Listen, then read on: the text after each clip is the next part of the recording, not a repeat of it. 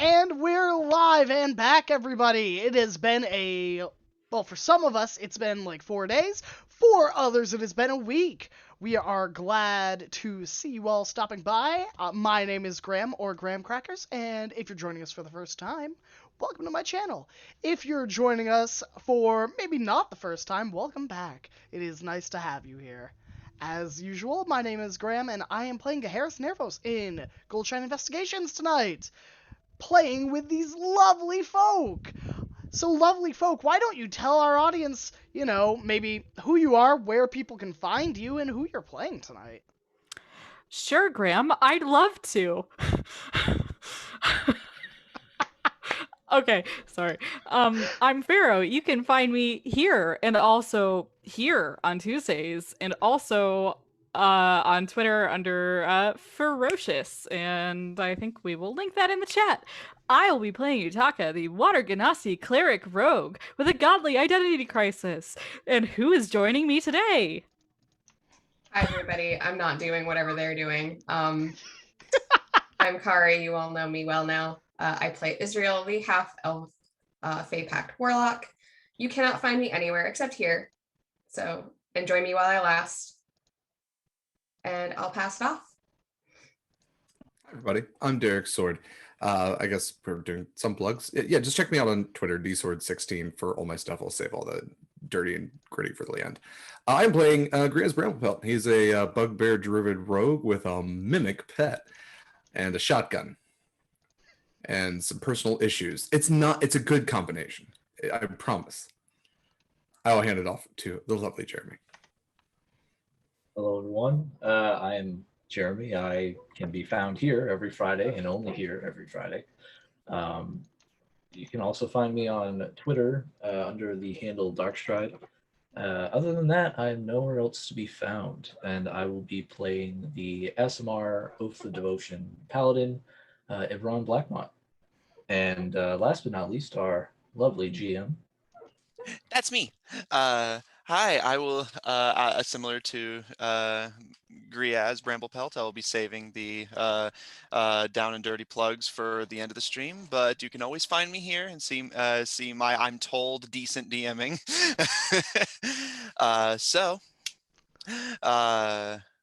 I'll be playing everyone else who is not the party.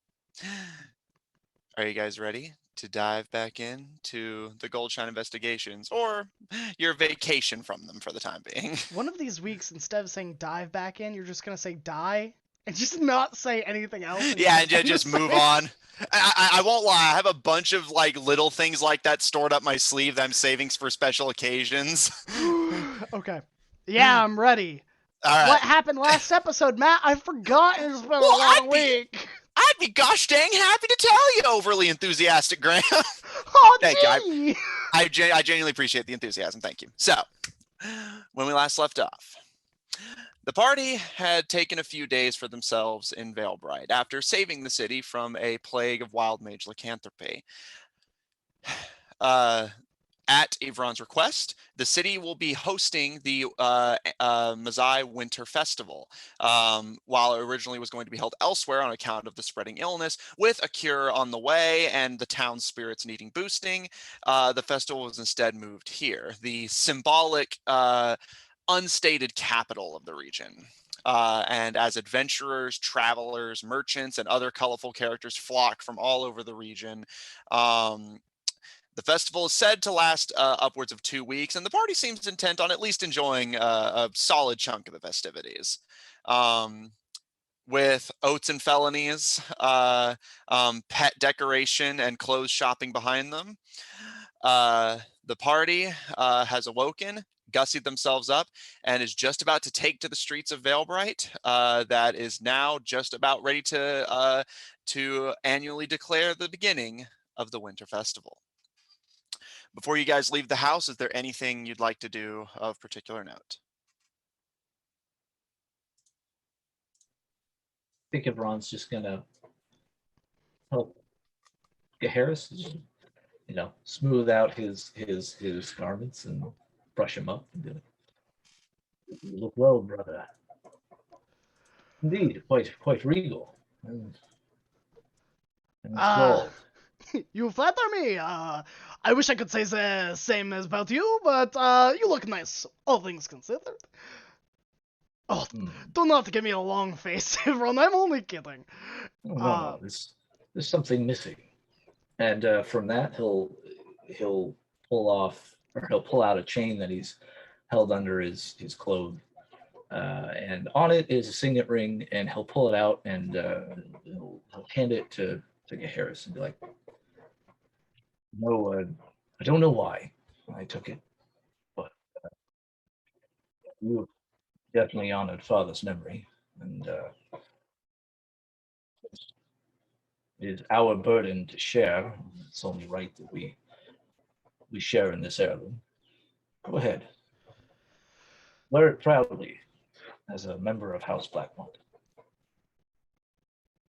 I do not know what to say. I will, of course, give it back and try not to lose it. And I'll Be put greatly on appreciated. the ring. And I think Gaharis is definitely has his sword scabbarded like on his hip. I don't think he would go to a festival without a weapon. Quite honestly, after everything we've been through, I don't go anywhere. I don't go to bed without my weapon. That's valid. Even in my own house. So, where would you like to go first? What game would you like to play? I have heard that there are some Identify the Mimic games, some snowball throwing, there are some dancing. Perhaps we will find you a nice maiden to dance with. So that you can write them letters? Wherever you go, brother, I will follow. And he'll give you a gracious yet somewhat jestingly low bow, as not to mock you, but as if to ingratiate that ego of yours. Yeah. I think that's definitely not lost upon Gaharis. The tiefling returns the bow and I think moves towards like the door to the house to exit and is just kind of staring up at the stairs because I don't think Israel or Utaka or Graemes have come down yet. Okay. Speaking of, it's like prom date time. Yeah. What are the three of you doing? Well, Israel, I think, had finished putting those I think flowers in the vase and in her hair, and is coming back down with a shawl over the top of her dress, just a matching one, like sort of navy wool that goes with her outfit, and she'd be coming down to leave. And Israel would know that Utaka was not there at night, through the night. Mm-hmm. Yeah, Graemes She's curious about it, but she's like, it's fine.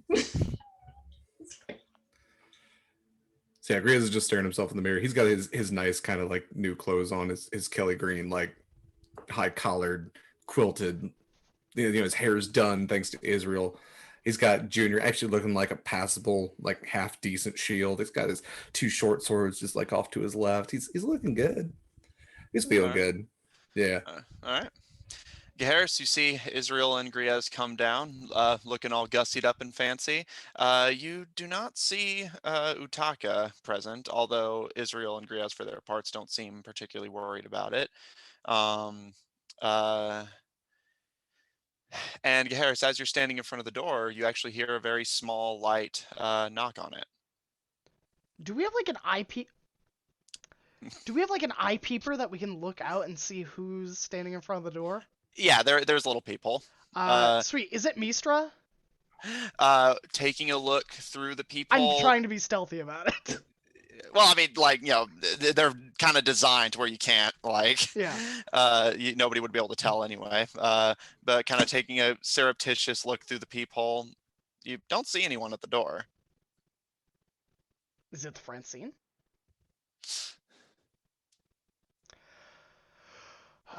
So something knocked at the door. Well, they can hear me, so they already know something's there. I'm just gonna open the door. Open the door. Sure enough, you do in fact see Mistra.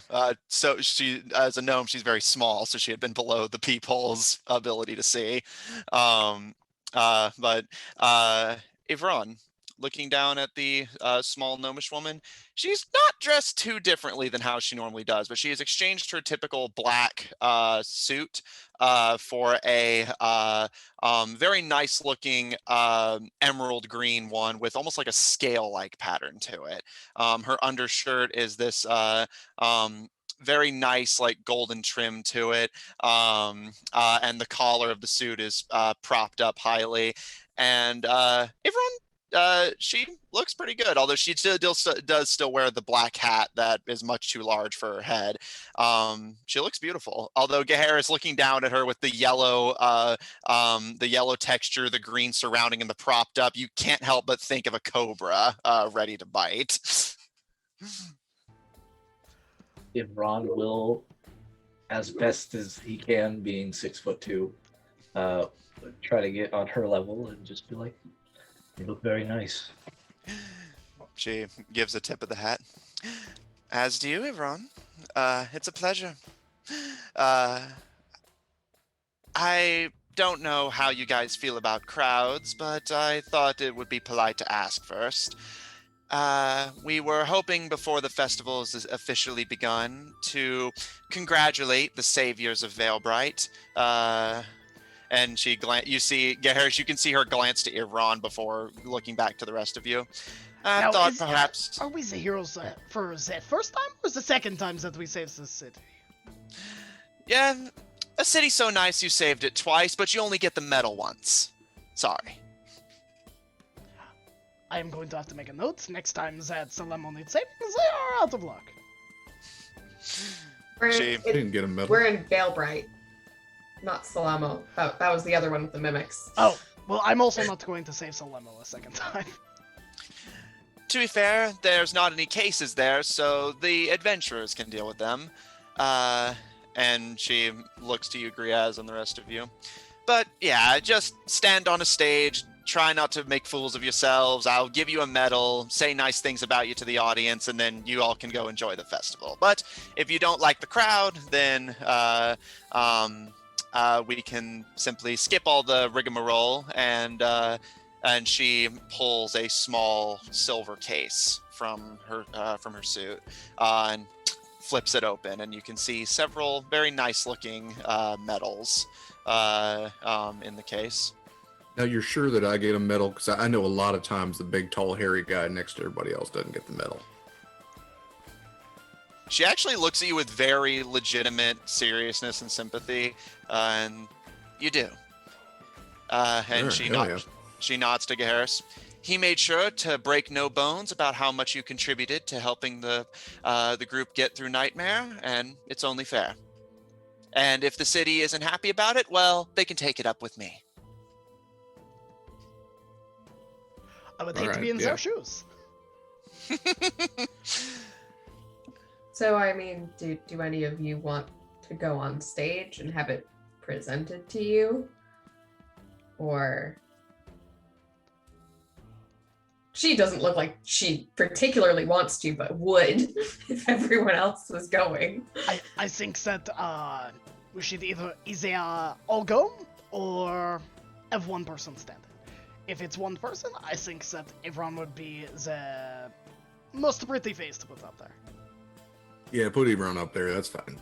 He can accept on our behalf. You got the acceptance speech written, right, bud? Ron just looks down at Mistra knowingly, like, I can't believe you gave them the option. But just remember to thank your God and your family for this amazing blessing. And to remember to open up with a joke. Mm-hmm. Yeah, tear up just a little bit. Thank your other competitors. They did an amazing job too, but yeah. Well, if you all feel this way about it, I was hoping that you would all be faces to recognize. Most of Masai will be there, after all, but if you feel uncomfortable, then I'll go ahead. Israel is giving like a Harris a look at that. It's like, come on, we can't just let him go up there alone. Well, if you twist my arm, I guess I have to go up. I can't leave you alone. Who knows what you will say? How would you not want to show off that pretty face of yours, brother? Well, I figure there will be more money to be won when no one is looking. True, but don't you think you'd be offered a seat at the highest bidding table, being the hero of them, right? Everyone will want to know you. I think sitting at the highest bidding table is not the place you ever want to be. You know more about that than I do. But if you insist, who am I to deny a man in need? So gracious of you. And he gives you another Shouldn't bow. we find Utaka? Like, I know he wasn't here last night, but that's semi-usual. Yeah, where's that boy? Where'd he go? Mistra gives the tip of the hat. They're with Dr. Ulysses, head of the research team. Apparently, they stayed the night, so their appearance will be above average by their standards, but they will be attending the festival. So he'll meet us at the medal ceremony, I suppose? Yes, but with far less preparation. That's fine. Oh well. I gotta grab one thing out of my room. Grizz gonna run upstairs. I think we kind of established that he has like a plant wall, just Yeah. like in Mhm. yeah. He's essentially gonna use plant growth on that to try to make a bunch of flowers, and he is gonna make some flower crowns for everybody, with like some winter flowers and whatnot. Just kind of twist them together real quick. And bring the he has a little satchel because he is planning on feeding the shit out of the festival. But he will put the Dutaka's flower crown in there, and I'll just come back down. Yeah, here y'all go. Okay. I tried to make the flowers match what y'all were wearing.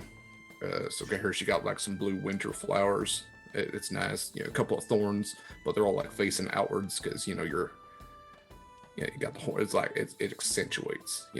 Iran, yours are of course white lilies and roses, some baby's breath because you're a sweet baby. Israel, I think these match your dress really nice and really accentuate your hair. So you got some violets in there too, just to really pop out your eyes. And Utakas are blue. I don't think he's Israel gonna care takes, too much, but takes some of the flowers that were in her hair and weaves them into the crown so that they'll stay properly. I mean, y'all are royalty. You know that. I mean, everybody gonna know it. You made one for yourself too, right? I did. It's bowler as fuck. Good. Bowler is what? I'm sorry. I'm sorry. That's a goblin phrase. It is very nice. I shall be sure to use that in the future. I Is he like, No, I don't think you can. I think it's. do I look quite baller as fuck? And he tries to stand regally. Everyone, don't steal from my culture, man. Come on. It's appropriation. I believe they say that is very cash money. Cash money as hell. Yeah. Well, now you're just losing me. I can't keep up with all these dialects. Israel is just like waving her hand, like don't bother. Just But, stick she's, to like, what you hiding know, her Iran. face. Hello, and fly. triggers his shoulder as she struggles not to laugh in his face. Well, if everyone's ready, let's get moving. We can meet Utaka there. And with that, Mistra escorts all of you out onto the streets of Vale Bright. The streets are packed. While you can see most of the shops actually at this specific moment are closed, but you can see because everyone is flocking towards the second tier market area of Vale Bright, where as you start making your way, you can see that a sort of stage of sorts is being constructed, likely to occupy other performers after the speech is made. But on the way there, let's cut to Utaka. Utaka, you're making your way down from the top tier of Vale Bright down, while the party makes their way from the bottom tier up, alongside Dr. Ulysses and Polly of the research team. The pale, tentacled woman kind of squints a little bit in the sunlight of the city, but kind of blinks her wide, like almost entirely devoid of pupil red eyes, and smiles down to you. shall we? What, like, walk? We usually do some grand opening down at the second tier market area, and then the festival just moves on its own from there. Lots of games, special shops, that sort of thing. Probably a lot of valuables for you to get your sticky fingers on. I definitely haven't been thinking about that. That's I've not a thing that I'm. So, I've read the reports, darling. Nothing to be ashamed of. okay, sounds good. But As long as it's talking not from my lab. I've only stolen from Melvin. It was fine. Nothing to worry about. That's fine then. You were saying? About those shops. Y'all know about where I can find some blacksmiths around here? Ah, blacksmiths. I haven't noted down 1 second. But in the meantime, at this point, you guys are walking and talking as you make your way down to the second tier. The top tier is at this point almost completely abandoned, as most people have actual business to be doing at the festival. So it's Can I weird. see the stage from above, or what tier is that on? Sorry. Each tier is surrounded by walls, so you can't see like down into them until you're going down the stairs. But I will say, by the time you hit the stairs, yes, you can see a massive crowd starting to build around a central stage that has been constructed. And as you go, Dr. Ulysses gives a nod. Are you looking for something magic or just some custom digs? Yeah. Something a little. I don't know. Got an itch. Nothing I got a little plan. Oh, that's not I'll vague. show you when it's done. Oh, that's not vague and concerning. Nah, not at all. She gives a smile. Go see the copper pieces during the festival. They're probably going to be getting a lot of custom orders, so yours can just slip through the cracks. Well, fucking hope not. Because we're leaving, I guess. I mean that nobody's going to ask too many questions, because I'm guessing you need this for something suspicious, and you don't want it being identifiable. No, actually. I was thinking identifiable. But I'll show you when it's done. They're reliable. They've worked here. Their whole family's worked here for generations. You can count on them to get it done. All right. As you start making your way down the stairs from the top tier, and the rest of you start making your way up from the bottom, you see standing on stage already is kind of gathered in the back left corner of it, slightly out of view, but still noticeable if you look for them, is Joshua Scott and his group of adventurers that had gone into Nightmare before all of you.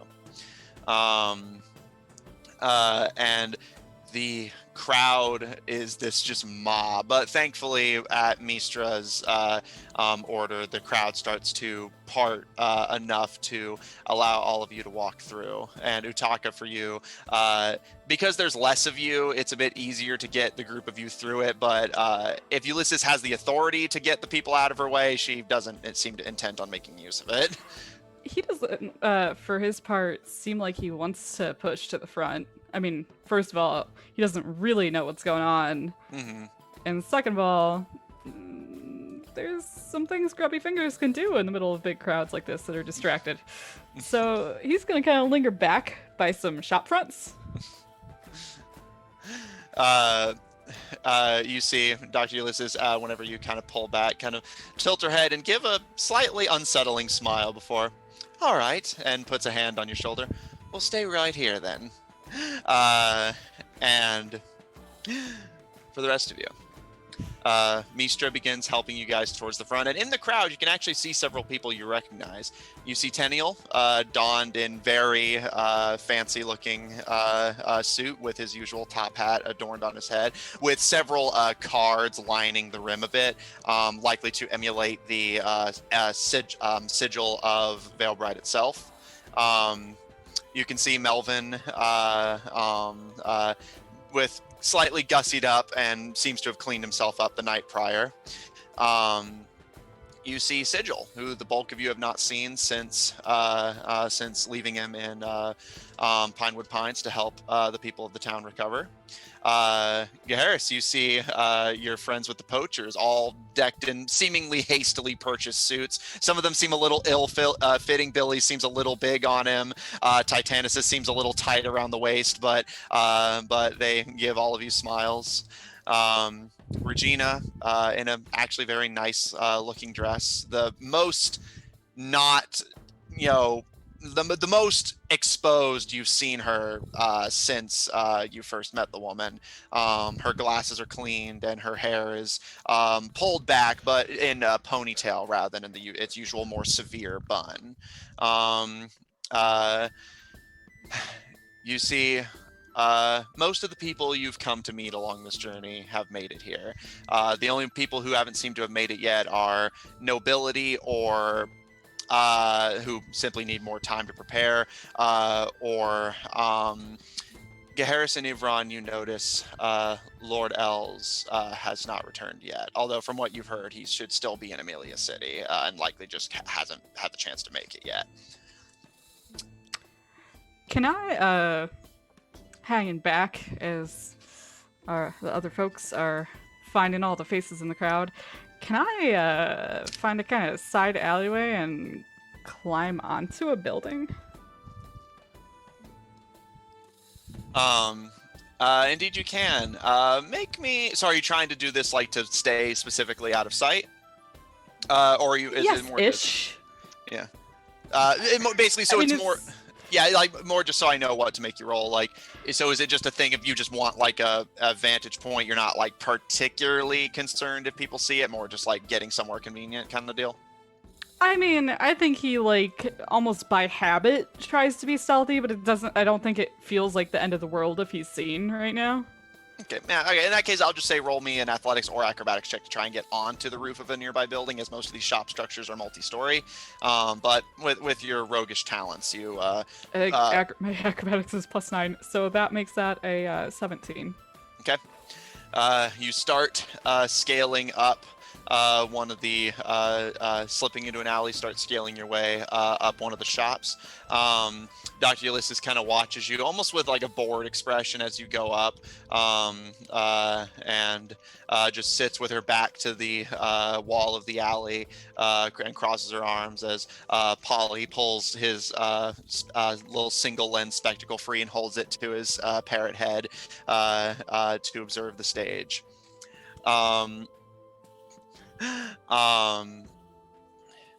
You all are gestured by Mistra to the very front of the crowd, and eventually to the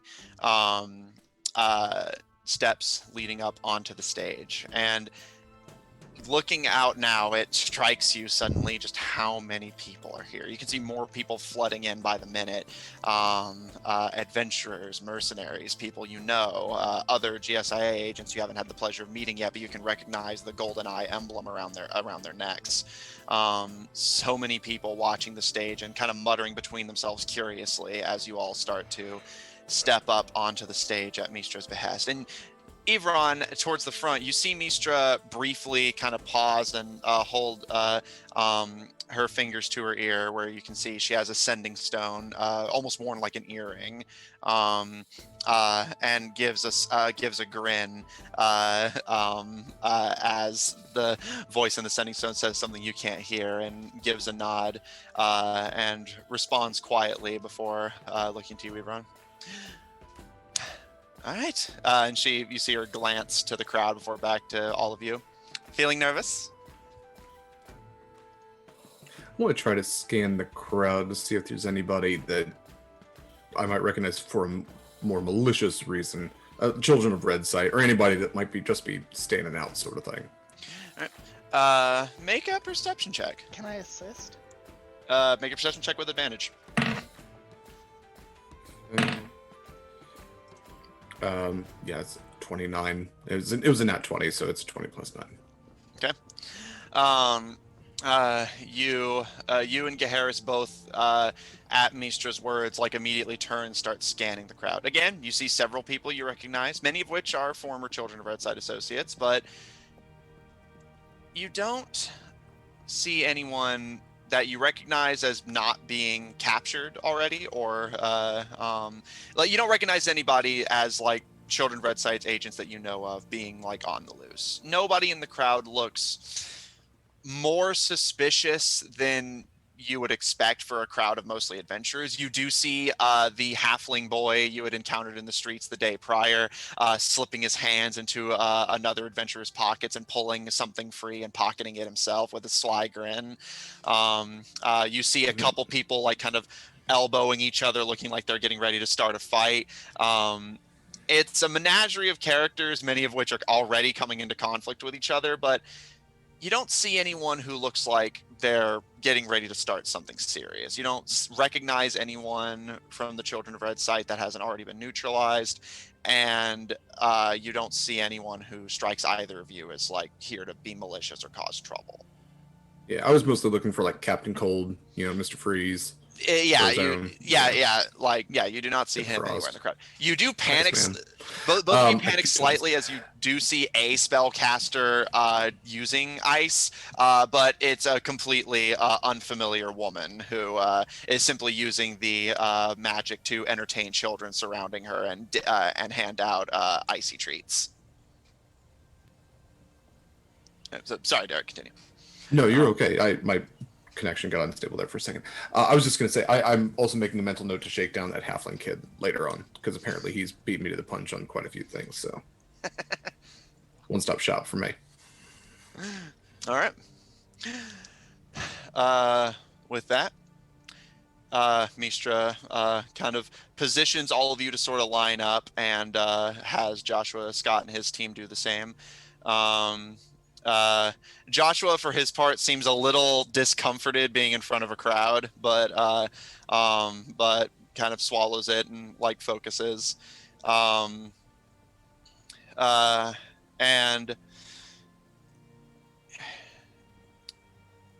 Mistra steps to the forefront, and you see, with a appearing from thin air, Dr. Tails stand at her side and kneel down to her and mutter the casting of a spell. And as she clears her throat, you can hear her voice is heavily magnified. And she gives a tip of the hat to Dr. Tails, who gives a bow before vanishing again. And she looks to the people of Mazai who have come to Veilbright for this festival. Her voice magnified, echoing over the majority of the city as she speaks. Hello, everyone. Thanks all of you so much for coming to our humble, plague-ridden little hole in the ground for the Winter Festival. Our preparations were last minute and against my will, but I hope you all enjoy yourself. You can hear some people already in the crowd starting to mutter, and you see Mistra kind of glance to you, Yvonne, before kind of shaking her head, trying to like focus herself before continuing. Sorry, I'm joking. Our city has taken its licks, but we're still kicking, and I want this festival to be proof of that. To any of our enemies hiding in the crowd, some of the region's best are already here. Some of them on my payroll and will show you mercy. Others not so much. The city is protected, and all of you are safe here. And I want you to remember that while enjoying the festivities today. This is a long-standing tradition, and Veilbright is the best place to hold it. As we all know, Veilbright is the best city in the region, and you can hear several people in the crowd whoop and cheer as she says that. We have food and culture from all over the region, which I think we need more than ever right now. My agents and other heroes and adventurers in the crowd are here to protect you. All of you are free to enjoy the festivities and celebrate the heroes who set us free from all of our recent ailments. She turns and gives a bow to all of you standing on the stage, and you can see several more kind of snappily dressed, likely figures of some minor nobility, or at least carrying themselves as such, mirror her bow in the crowd. All of you have orchestrated the salvation of our city more times than I suspect some people in the crowd can count. And you hear several likely barbarians in the crowd kind of uproar a bit at that. She gives a grin and kind of chuckles to herself. The city's debt to you is something that we can't pay, but we are all grateful. And she turns to the crowd. It is thanks to the efforts of our field teams here. What's up? So I think by this point, Utaka has realized that he's not where he is supposed to be. By the loud, wonderful speech that's going on. So up on his vantage point on the roof, he starts kind of cursing to himself and rather rapidly as he's padding around in his bag, and kind of in a flurry, he will toss his, and this is while she's making this part of this speech. Yeah. He will toss his obsidian fly down. Say the command word. Hop onto it.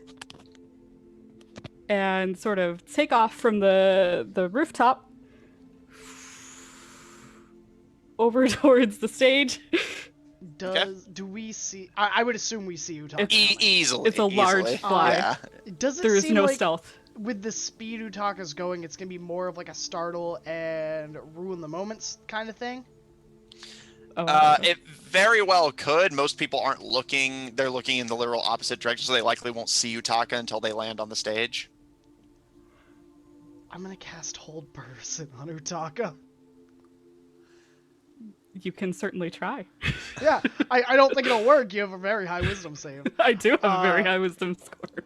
But I think Harris will like give that look of like, this isn't the moment. Oh no, yes. And yeah, I think you'll cast find Hold it is the Person. What's your DC? The DC for Hold Person is a 15. Okay, let me just double check. Well,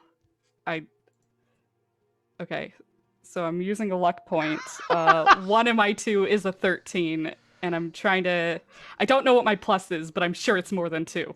Yeah, I'm gonna say it's probably like a 6. Okay. It's an Gahar- 8, so that's a 21. Yeah, so Gaharis, you attempt to cast your spell, and Utaka like kind of freezes up for a second, but manages to keep moving. And you kind of like wince a little bit as you know Utaka's likely about to ruin the moment.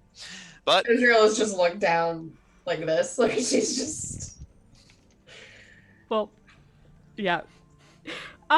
Okay, so what he will do then is with the fly sprinting, come over kind of over the stage, say the command word, and drop. I don't know, 60 feet maybe. To land with the group.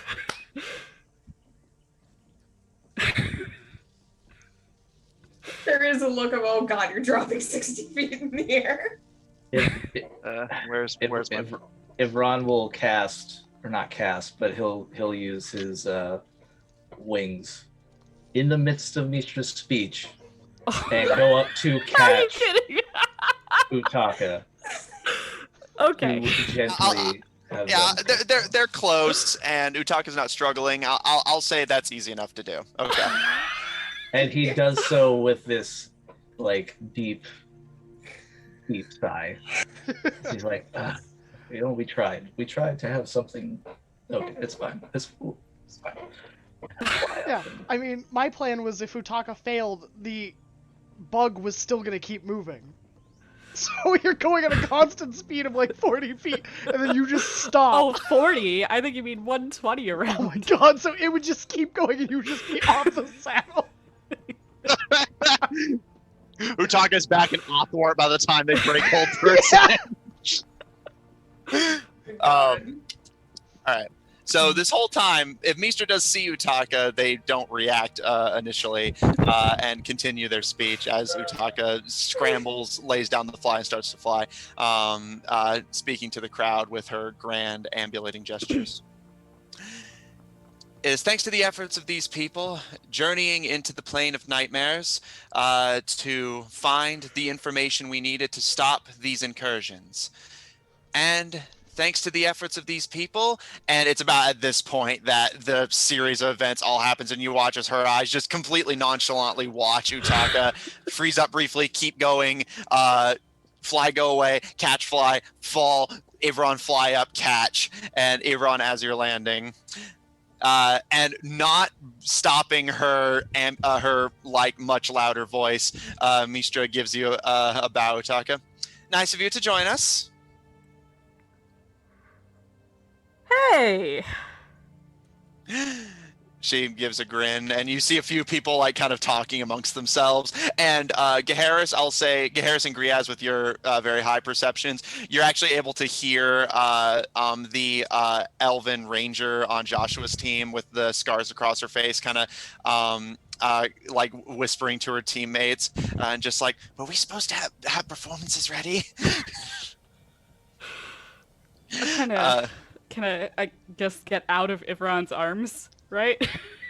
Yeah, unless I don't think he's like fighting it, so yeah, you can get out easily enough. Kind of brush myself off awkwardly with I don't know, whatever his charisma is, at a solid 11 charisma, I think. Fix his hair, just like in very obvious, like, okay, yeah. Israel just like nudges Griaz and like gestures to the crown. Yeah, just like right behind him, just think. Mistra just gives a chuckle that echoes across the area before turning back to the crowd. We're going to practice our stealth next time.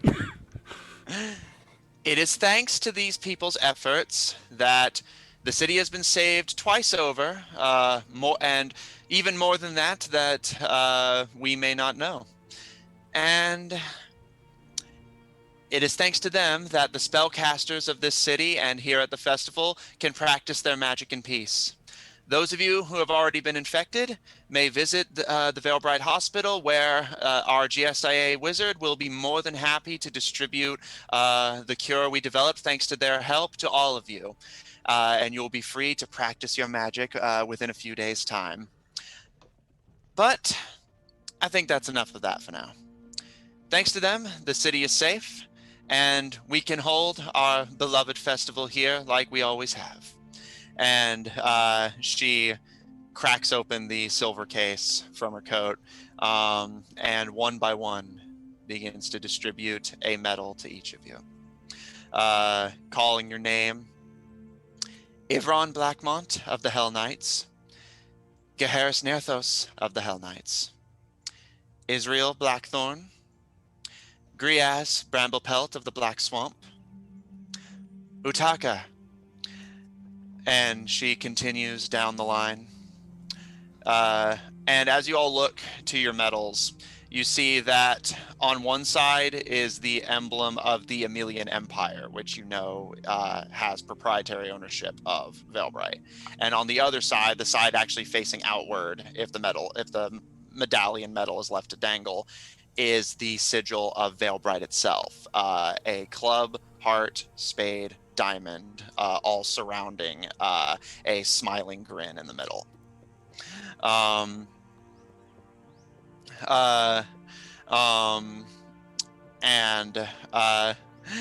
Yeah, Israel, I will say the smile is unnervingly somewhat familiar to you. You've never actually seen the Veilbright coat of arms before, and She kind of low-key hates it, but just like lets it down. She's had her normal sort of like grim, serious face on. Like she doesn't smile when she's doing things that are serious. So she's just been like very serious, solemn, other than her moments where she's like shielded her face because she's definitely disappointed, but and then sort of like calm, stoic. And she looks at that, she does not like it, but she's like, I'm gonna keep that. And we definitely would have seen it during the siege, right? Because there were definitely guards bearing the sigil of the city. There were guards, but bear in mind that most of you guys' encounter with the guards has either been very indirect or you were outright doing something else at the time. You haven't had maybe it was just me then, because I did yell at a guard and said, "Open the valve." Yeah, which is why you I had described it to you, but Israel hadn't seen seen it enough to pay attention to it yet. So, as Mistra finishes giving the medals to Joshua Scott Jr.'s team, she turns back to the crowd and, well, I think you've all heard me enough. The city is safe. You know where to find the cures. And these people saved all your lives, so I think it's more than fair to give them discounts if they visit any of your stands. And you hear some laughs in the crowd. Let the Mazai Winter Festival, and she takes off her hat and gives a deep bow, begin. And you hear several booms, presumably from fireworks similar to the one Gaheris had been using the nights before. And the crowd gives a cheer as Dr. Tails reappears and casts another spell to bring Mistra's voice back down to a regular level. And gives all of you a genuine smile and nod before vanishing again.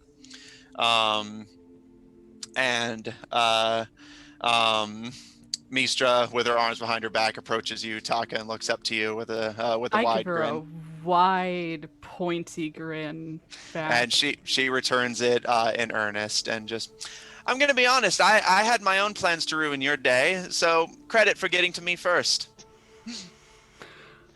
That's exactly what I'd fucking expect. Enjoy the festival, Utaka. You too. Mistra turns to you, Ivron, and kind of does that, like, lady on the arm gesture, knowing full well that she's too short for you to actually, like, grab her arm that way, but looks up to you with a wide grin. Shall we? He'll follow along, but I don't know how he's gonna do that. Yeah. But, yeah. Is she... I guess Gaheris would be looking to see, like, is she trying to antagonize Utaka after Utaka Yeah, stopped? I would also... That would be my stance, is like, because we already know that she's a sadist, right? So I don't think it's too far off the handle that I should probably know her this well at this point. Yeah, no, that's valid. Know. Make an insight check. I'll give you both advantage since you know her pretty well. So that's a net 20 then. For a 27. I got a 19 for a 21. Okay. So this will go for both of you, and then I'll say anything Utaka from their crit gets that Gaheris doesn't. So she's doesn't seem to be antagonizing Utaka specifically because of that, more just they enjoy antagonizing people in general. Like, they literally went from, like, teasing Utaka for being late to teasing Ivron for being so much taller than her and being unable to do the proper, like, lady on the arm movement. Like, she just genuinely likes messing with people, and it doesn't seem like her teasing of Utaka is any more malicious than it typically is. I will say, though, Utaka, like, the grin she gives you after you tell each other to enjoy the festival, it's not devoid of, like, some degree of, like, getting back at you, but it doesn't seem like she's, like, long-term anger with you, and more just like this is her petty way of, like, kind of jabbing at you for it, but doesn't seem like to actually hold any serious hostility. The vibe you get is more just like, you can try, but you got to get through me first kind of vibe. Yeah, like, so she doesn't seem like she's trying to maliciously antagonize you just because of that, and more just like getting a little bit back at you because she knows you're the kind of person who does it too, and just like that seems to be the dynamic she's establishing with you at this point. All right. It's like pranksters in a prank war. It's like, come on. Yeah, exactly. Yeah. And Gaheris, yeah, you can at least tell enough. She's not being malicious because of that, and more just like that's just how Mistra is. Yeah. I mean, Gaheris wouldn't care either way. Yeah, just It's something Gaheris would pick up on. I guess I would extend my arm to Israel. Whatever side of the festivals they are going on, I want no part of it. Let's go the opposite way. She is a do let's. Graemes, Melvin, you are welcome to join us. Yeah, I mean, we were gonna do that. Yeah, we got that thing. We got that thing, but Harris and I were gonna Oh, play a mimic roulette thing. But All yeah, right, let's fine. do our thing first and last. you can do your thing. We'll do our thing. How about this? I got someone You should guys meet. go off for a few hours, do your thing, and she just gives you a look of like, I don't know what it is, but it's probably bad, and you will like general shame, but also like I know you're gonna do it anyway, so whatever. Yeah. You guys take a few hours, do your thing. We'll do something. Yeah, y'all do. We'll meet your you at Mimic thing. Roulette in a few hours. Their thing. That sounds like a wonderful thing. And I will level a gaze at the two of you. And It's a different level. Yeah. So, yeah. yeah, and Your eyes have to go in different Yeah, ways. like you have to like do Francine eyes. but It's deeply unsettling. I did not expect you to do that. All right. but it is a very poignant and direct look. You have just showed your face to the entire city. Yeah. If you do Yeah. anything stupid, you're going to get noticed and caught really easily. Good luck. And I wave a hand through the air like I don't want to hear anything else incriminating, and I'm just gonna start walking. You know, Utaka, you know what we got just a few minutes ago? Get out of jail free cards. What's up? Yeah. A. We'll save the city. We can take a little. Let's just not get And I caught. It's got- fine. I got something up my sleeve. But hey, you gotta meet this chick. And her friend. It's an animal that can talk, unlike the animals you talk to that can't talk. I mean, all animals can talk. if you No, know the this language. one really can like actually talk. Speaks common. All right, yeah. Yeah. I smell what you're stepping in. All right, yeah, cool. I'm down for that. All right. The group parts for the time being. Avron heading for a more or less, it seems, romantic day with Paulandina Mistra. Israel and Gaheris heading the opposite way for their own day of fun and festivities. And Utaka and Graemes, you start making your way through the, thankfully, starting to make their way out crowd. Other than those those people who linger in large groups, you have to kind of like elbow your way through them because they're not moving, even though everyone else is. And I'll say, since your guys would have happened faster, Graemes and Utaka, as the two of you make your way through the crowd. Utaka, thankfully, it seems like Dr. Ulysses and Polly have not left the area you left them in, leaning up against the alleyway wall. Graemes, you take in Dr. Ulysses for the first time, dressed currently, and again, they're like dark bluish purple, like humble, but clearly like, fancier than average coat. Her skin is this like unnatural, like moist looking pale texture. Her eyes are a pupilless red outlined in gold. Her face is completely flat and devoid of a nose. And from the sleeves of her coat, you can see the tips of roiling tentacles. And on her shoulder, you see a very brightly colored tropical parrot that's currently holding a lens to its eye to look at you as you approach. Remind me, is Dr. Ulysses like a D&D like being? It's reflavored, but essentially yes. Okay, you kind of like a reflavored like 1T sort of thing, or this is a slightly reflavored and recontextualized Simic hybrid. I see. Okay, all right, I dig it. Yeah, it'll just stick out its hand. I'm looking at the tentacles. Actually, totally cool with that. All right, hi y'all. My name's Graemes. Alexa Ulysses. I'm the head of the research team. I've heard a lot about you. You've been helping us out a lot. I appreciate it. And the parrot on her shoulder gives a bow of the head and clamps the lens in its beak before holding out a talon to you. Junior research assistant Polly, a pleasure. Hey man, pleasure's all mine. It's not often I get to talk to a bird without casting a spell, so yeah, good stuff. He gives a good-natured chuckle and nod as Dr. Ulysses leans up against the wall again. And so, what are you two's plan for the festival? Planning to make some pockets a little bit lighter? Who told you? No, what? No. Who I told you didn't. that? No, she's just assuming. Yeah. I mean, why? You looking to help? Yeah. I can't, in good conscience, help all of you steal from the guests of Veilbright. All right, then do it without a good conscience. There's that, and there's also shitty people afoot. There's that too. You actually see her kind of considering it, and Polly like kind of looks at her, just like, "Are you seriously considering it? They're thieves! It's our job to stop them!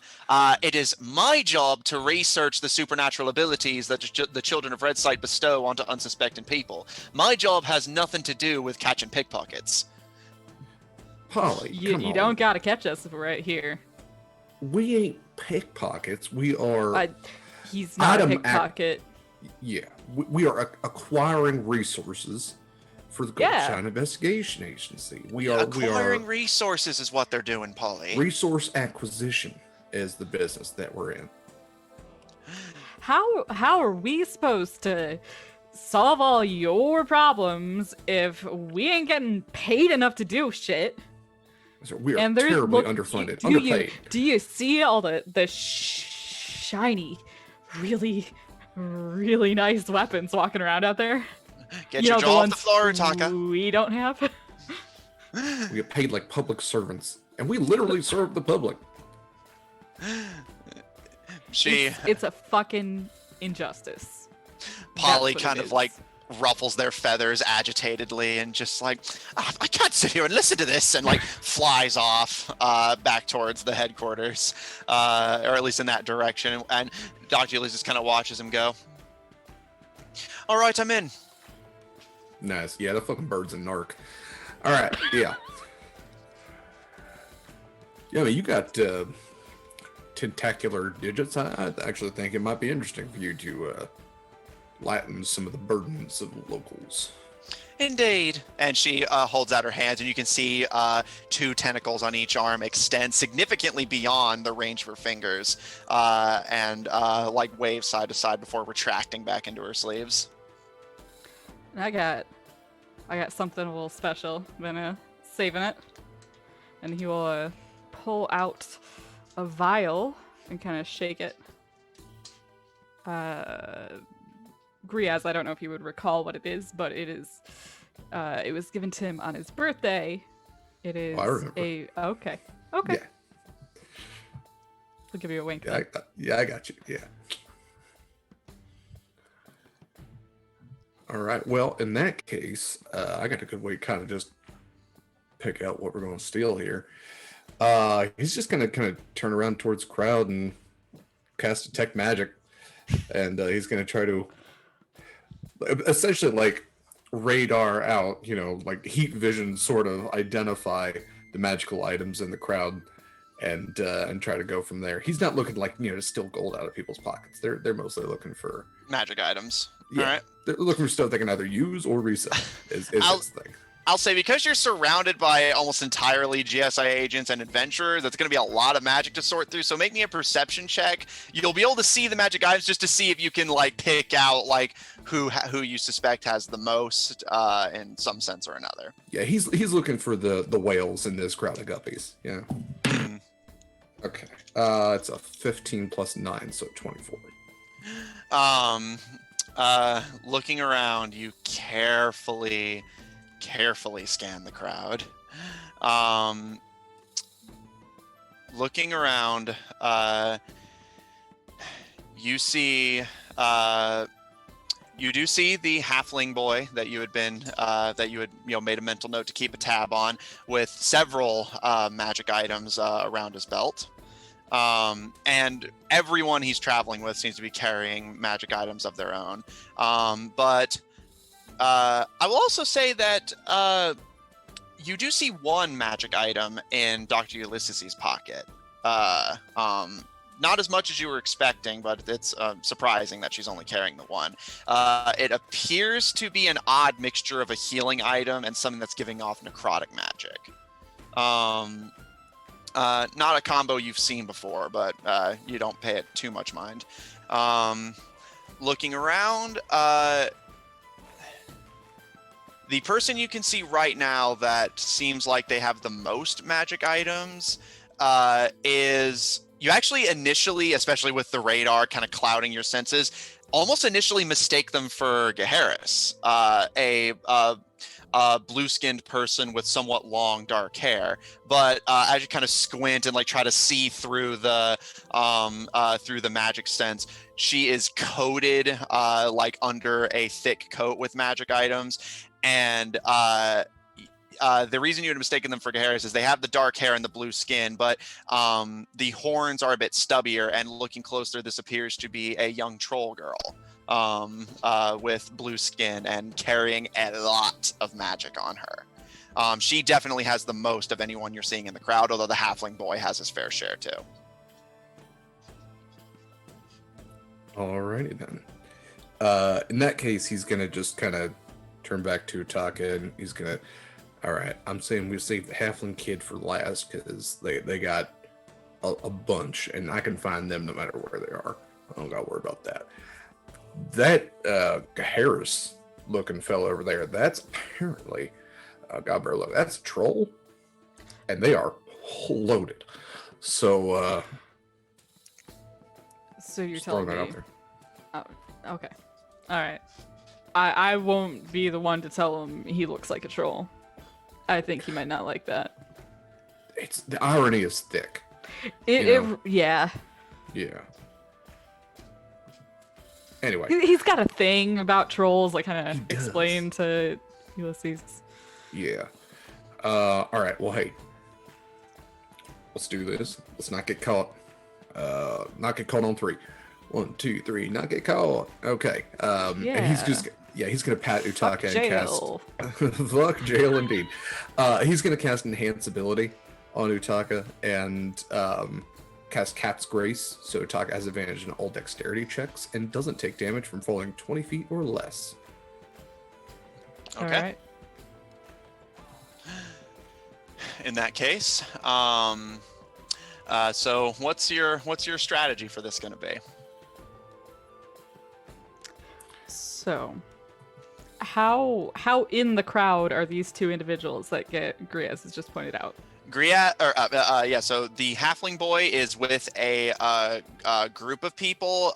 They're traveling with 3 other people, and they seem like they're sticking together.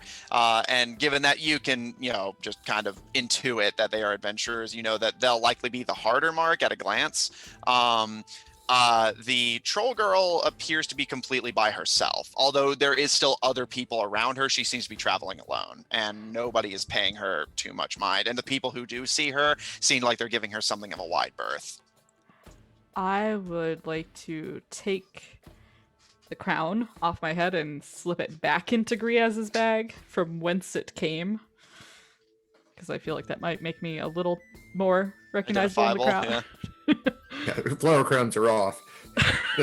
And kind of take the medal and slip that into a pocket. One of my more careful pockets, because that was shiny and I liked it. Okay. And I would like to gauge the best way to weave through the crowd to get closer to the troll girl without her facing me. All right, make me a stealth check. With advantage, right? Yeah. Yeah. Cat's Grace. Yeah, because Cat's Grace, yeah. All right, so that will be a 21. Okay. You start slipping your way closer to the girl. Mostly just avoiding the crowds, because again, looking around, you can see people are definitely avoiding looking at her directly, which seems like it's going to do you a favor here. So so you start making your way closer, and as you start getting close to her, she doesn't appear to have noticed you, and anyone who notices you either doesn't pay you a second glance or is actively looking away from the area. Honestly, it seems like it's almost too easy. It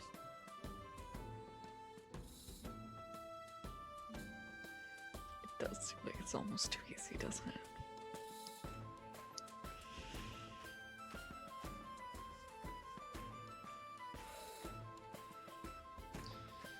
Can I see where Graemes is? Is he...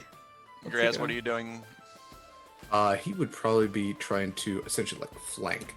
So he is going more around to the front and trying to like essentially vibe check the troll and keep an eye on her and see if she is giving any like signals that she's about to like, you know, pounce on Utaka if Utaka takes a move. But yeah, he's essentially, if Utaka is behind the troll, he is trying to move to like if Utaka is at 6, he's moving to like a 10 or 11 position. Okay. Make me an insight check to see what like, you know, what the girl's like up to, and yeah, I'll count that also towards like gauging if she's gonna like notice Utaka and do something. So yeah, just make me an insight check. 16 plus 6, 22. Okay. She's wearing a somewhat thick jacket, so Utaka, you can't see this. You can just see her moving her arms as she walks. You assume she's likely like steepling her fingers or just doing something with her hands. Graemes, as you flank around, taking a shorter path through the alleys to get in front of her on street level, you see that she's currently hunched over what appears to be a doll and is stitching it as she walks. And kind of like slightly muttering to herself and like... just needle in, pull, needle in, pull.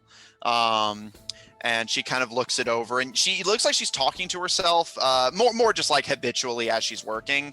Not like conversation, more just like kind of muttering as she goes. She definitely does not appear to have noticed Utaka, but as she flips the doll around between her hands and like looks it over to almost to check if she's satisfied with it, you get a kind of unsettling vibe from her. You feel a little discomforted by her. You are accurate in that assessment, Matt. The doll look familiar, Matthew. You're not sure if it's just the distance, like the coloring is deceptive. The doll does look suspiciously like you, although you think you may be imagining that.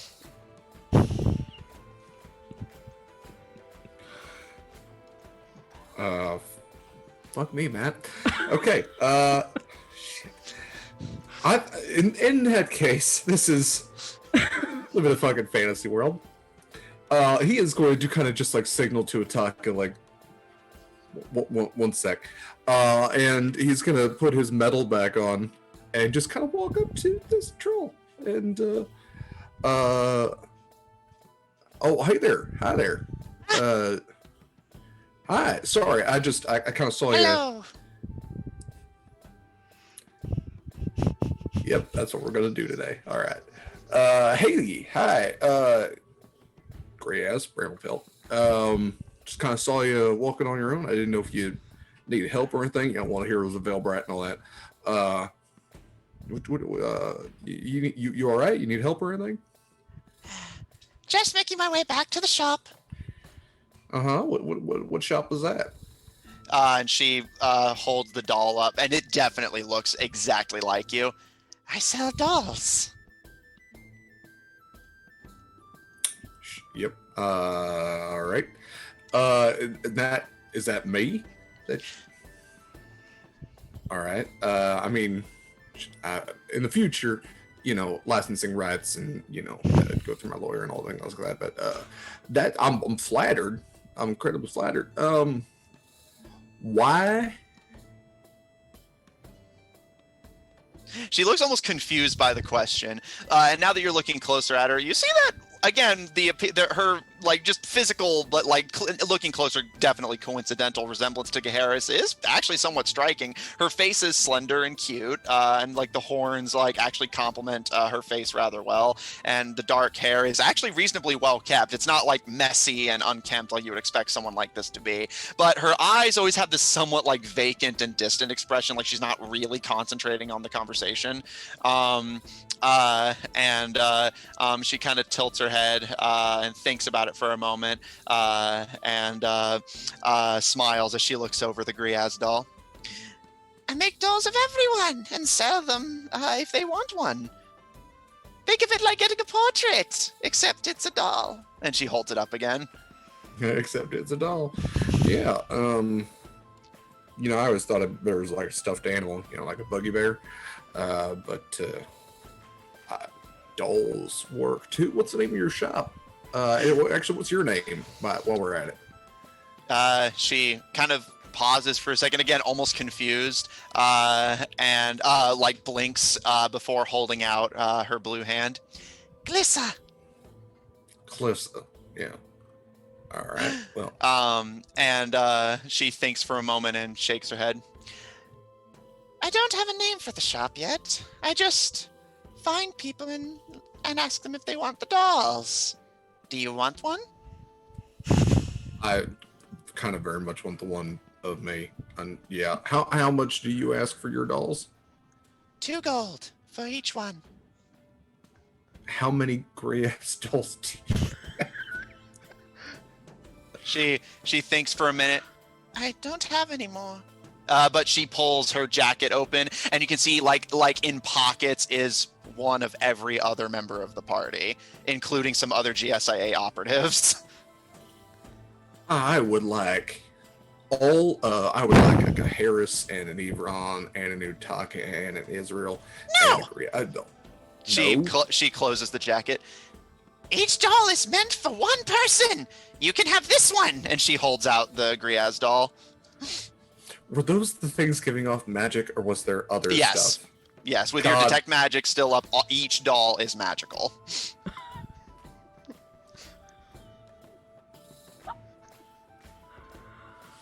What was the magic they were giving off, Matt? Necromancy, maybe? It is a magic that you have encountered before. It is a magic that is most typically practiced by mages who live in areas like the area you live. It is a form of necromancy, at least in some versions, but you would know this to be voodoo. Yep. All right. Oh, hey, Klessa, I would happily pay you 2 gold for the Graemes. And where is your shop? Because I think my party members would be terribly interested in attaining their own for our collection. We put them up on the mantelpiece, and yeah. I'm setting up a stand in the square. You can come find me there. We will. Yep. All right. Well, here's 2 gold. Please give me my doll as quickly as possible. Thank you. Here you are. And she holds it out to you. Great. Thank you so much. I will hand my gold over, and then yep. All right. So how much of this did I catch? How loud has this conversation been? So I'm assuming you because you could see the kind of like don't stop expression. I think see all of Graemes' motley of emotions. Yeah, he's glancing up with like these other words like. Okay. Does she, when she pockets the gold, does she have like a pouch on the outside, or does she like put it inside the coat? She has a pouch on her belt that she puts the gold into, and you can see she actually has a decent amount, although not like a whole lot. Okay. Calissa, it has been an experience that I will never Glissa. forget. I'm sorry, what? Glissa with a G. Glissa with a G. I misheard. Sorry, I'm appreciating you explaining it all, Glissa. All right. I am going to go and enjoy the rest of the festival. I suggest you do the same. We will look for you later in the square. He's just gonna go like pat her on the shoulder, and as he does, he's trying to do that like street like thief thing. Yeah, where he, one hand here and then one hand go for the gold kind of thing. right, like when you're like shaking somebody's hand, you take their watch, sort of thing. As he's Yeah. doing that, can I pass the two of them walking in the other direction and kind of bump her shoulder? To just like distract her Yeah. further. Yeah. All right, Gria, Yeah, slide, just like walking straight through the crowd. slide a hand with advantage. Yeah, I'm using a goddamn crit for this. Are you kidding me? No, this Oh, is okay.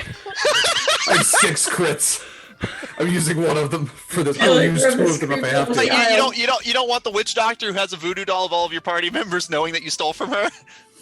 I want to grab as many as I can. I'm at least going for the Utaka one, having like seen where it was. Oh, okay. I at least went the Utaka. If I can grab 2 on my way out, whatever's closest to Utaka. I'll say with the crit you could reasonably grab. I'll say 2. You can try to go for a third, but that will risk you getting caught. Yeah, he's gonna go for 2, and they'll. For they'll 6 have to get crits, the how rest- many can he get? For 6 crits, if I just exhaust my crit pool, can I salvage our party from this troll voodoo woman? Okay, Gria, so you grab the Utaka doll and roll me a d4. Oh god! All right. Yeah. All right, here we go. 3. Okay.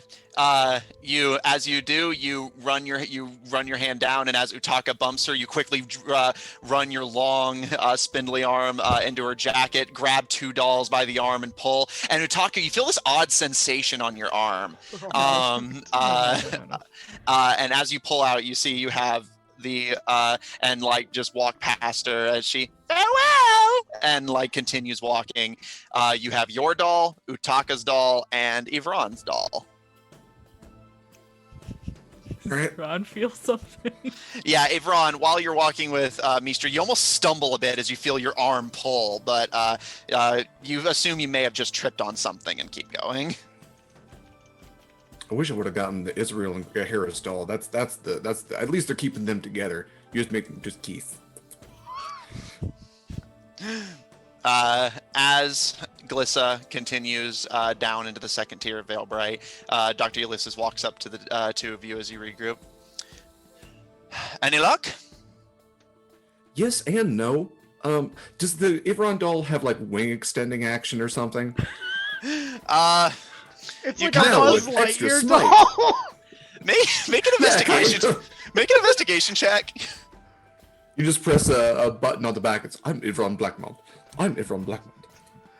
Okay, that's what 15? What's my investigation? +1, 16. To Zion Hollow beyond. and beyond.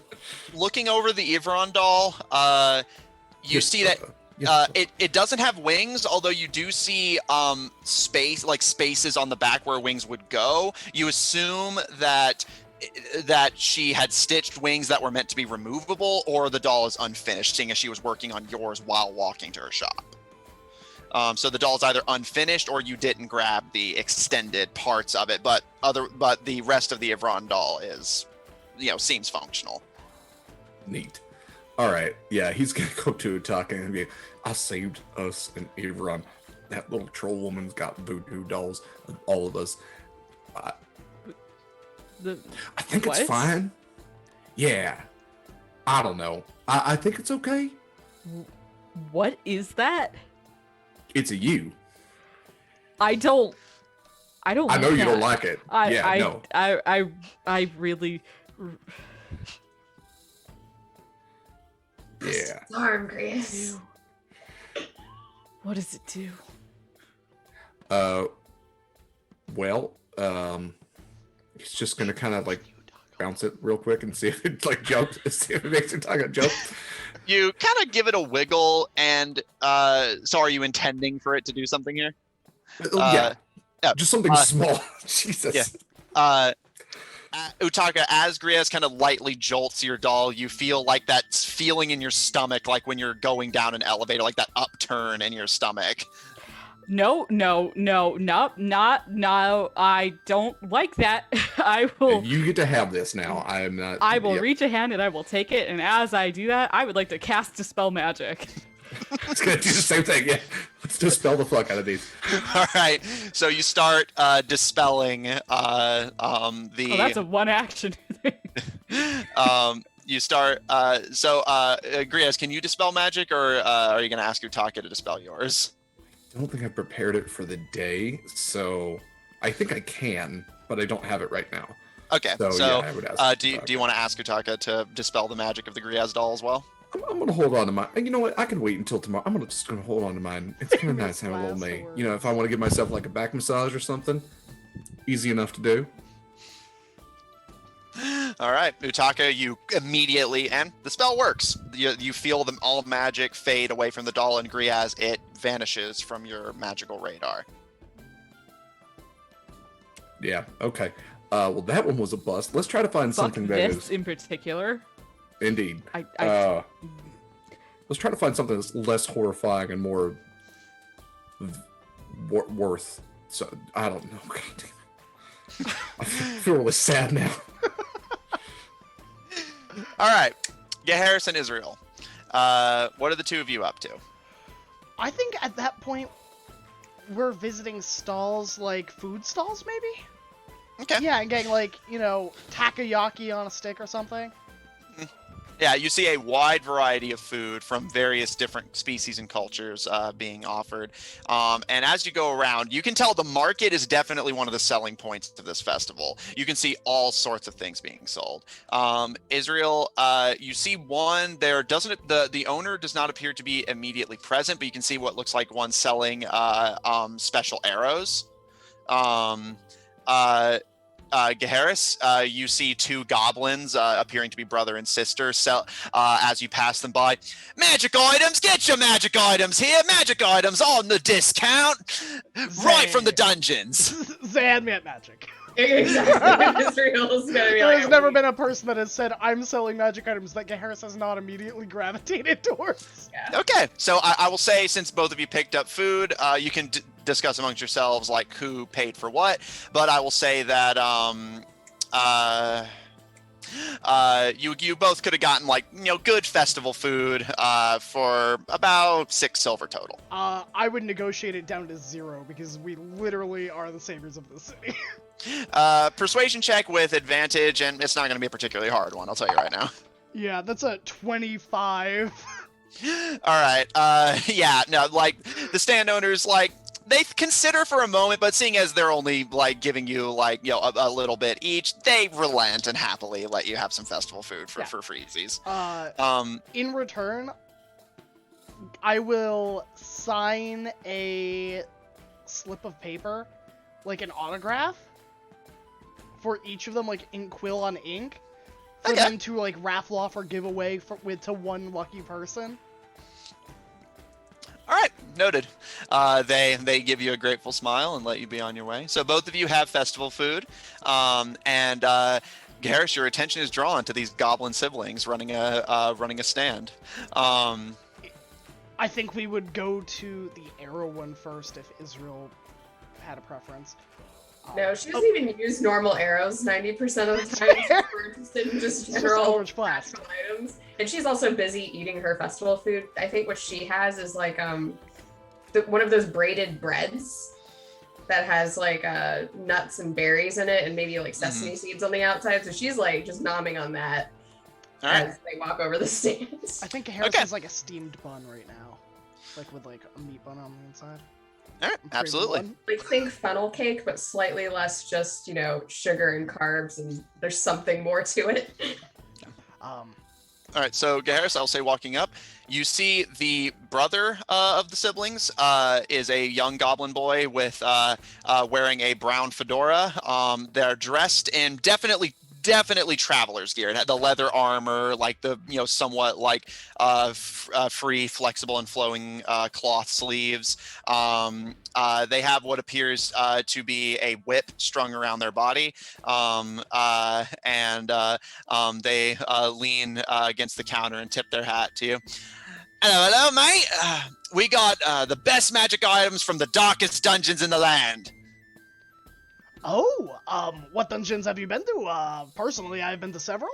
Maybe, Everywhere from the tombs to the west, all the way to the deep jungles of the east.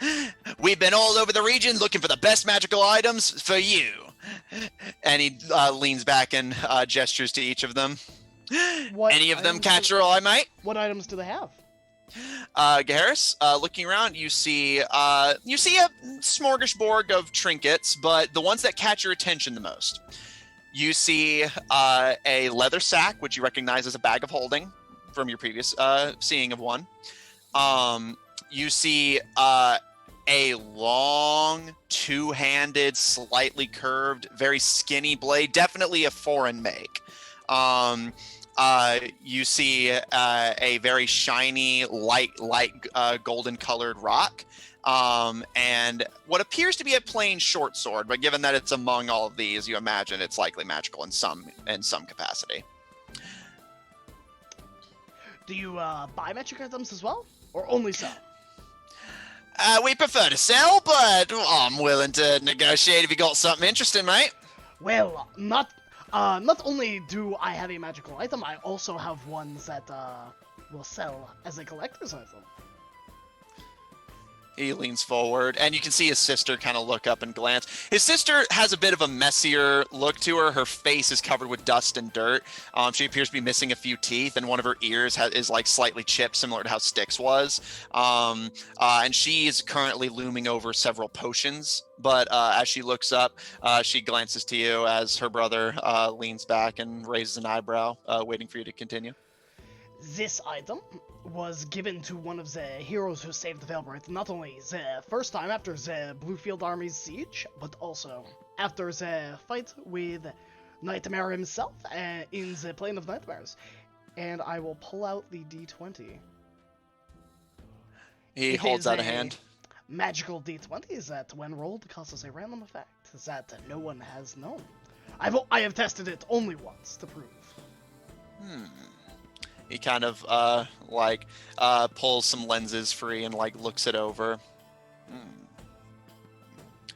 What do you think? And his sister kind of looks it over and gives him a quiet nod. And he contemplates for a moment and, all right, you sure you're willing to part with it? I don't accept refunds or retrades. That is perfectly fine. In my line of work, especially in combat, a random chance is not as lucrative as it could be.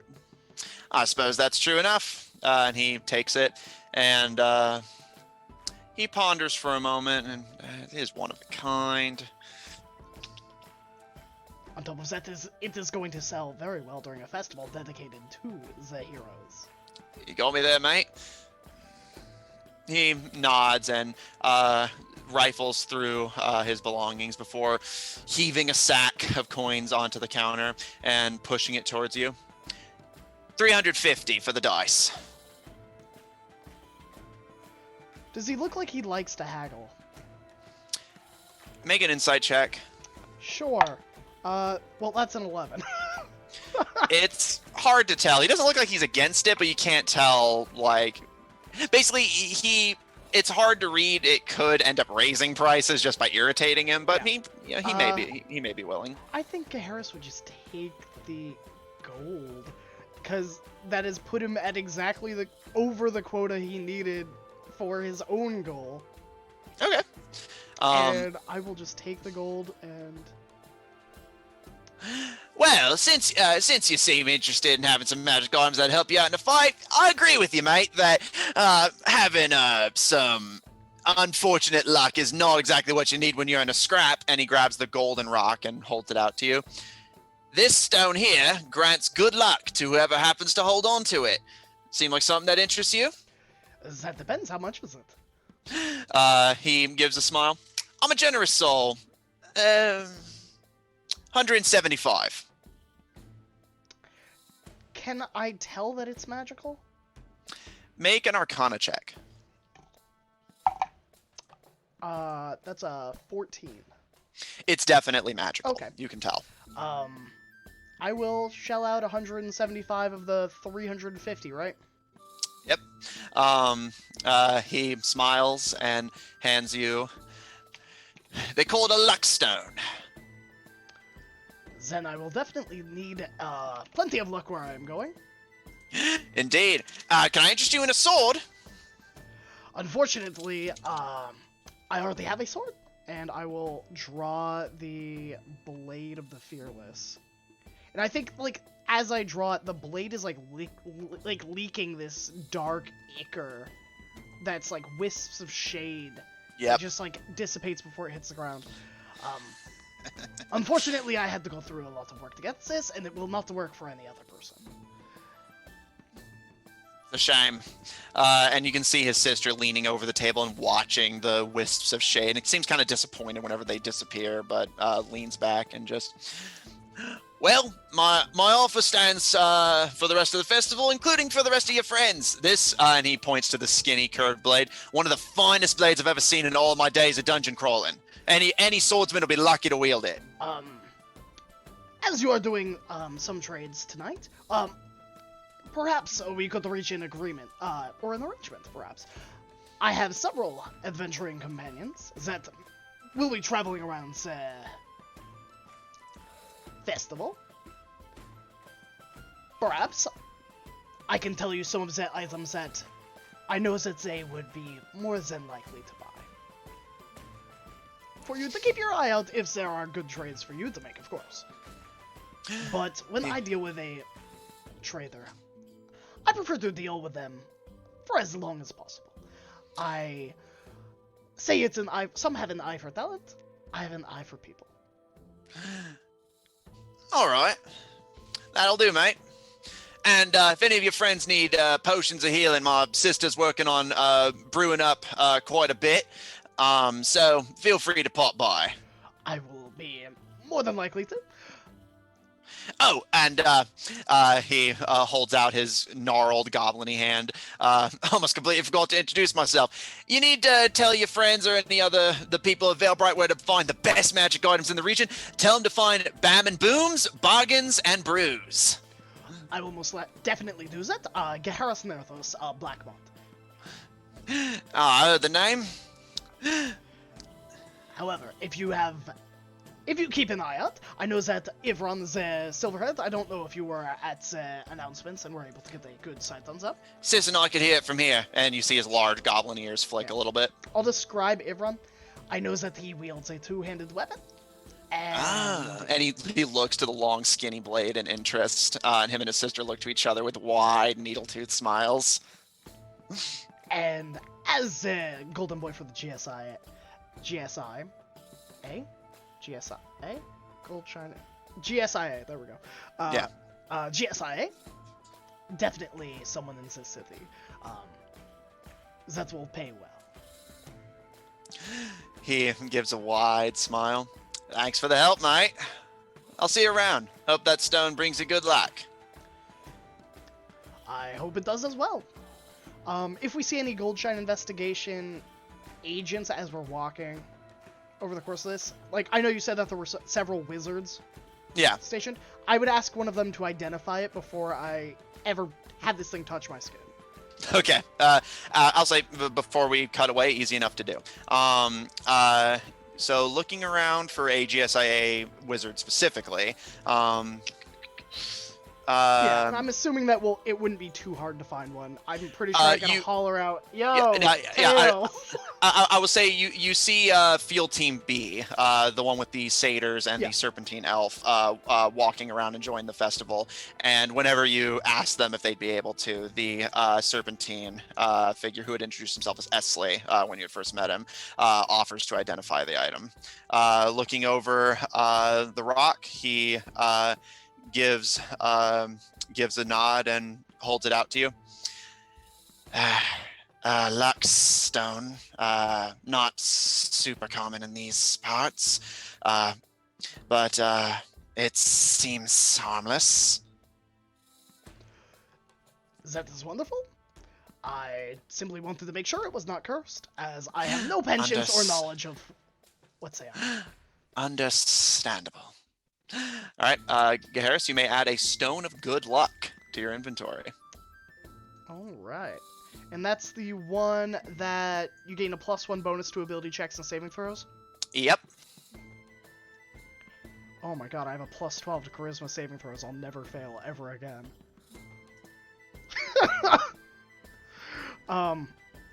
Israel, is there anything you would like to do or any place you would like to see? Well, you said that they had a snowball fight arena set up. That is what I was told. I mean, who does not want to throw a few snowballs at some kids? Bludgeons and little fuckers. Not quite, but that sounds like it could be fun, right? Absolutely, and I will extend a arm and start making our way down to throw some snowballs at some kids. All right. Same Avron. thing. Other than the small, odd pull on your arm you had felt, you kind of shake it off a little bit and nothing else unusual happens.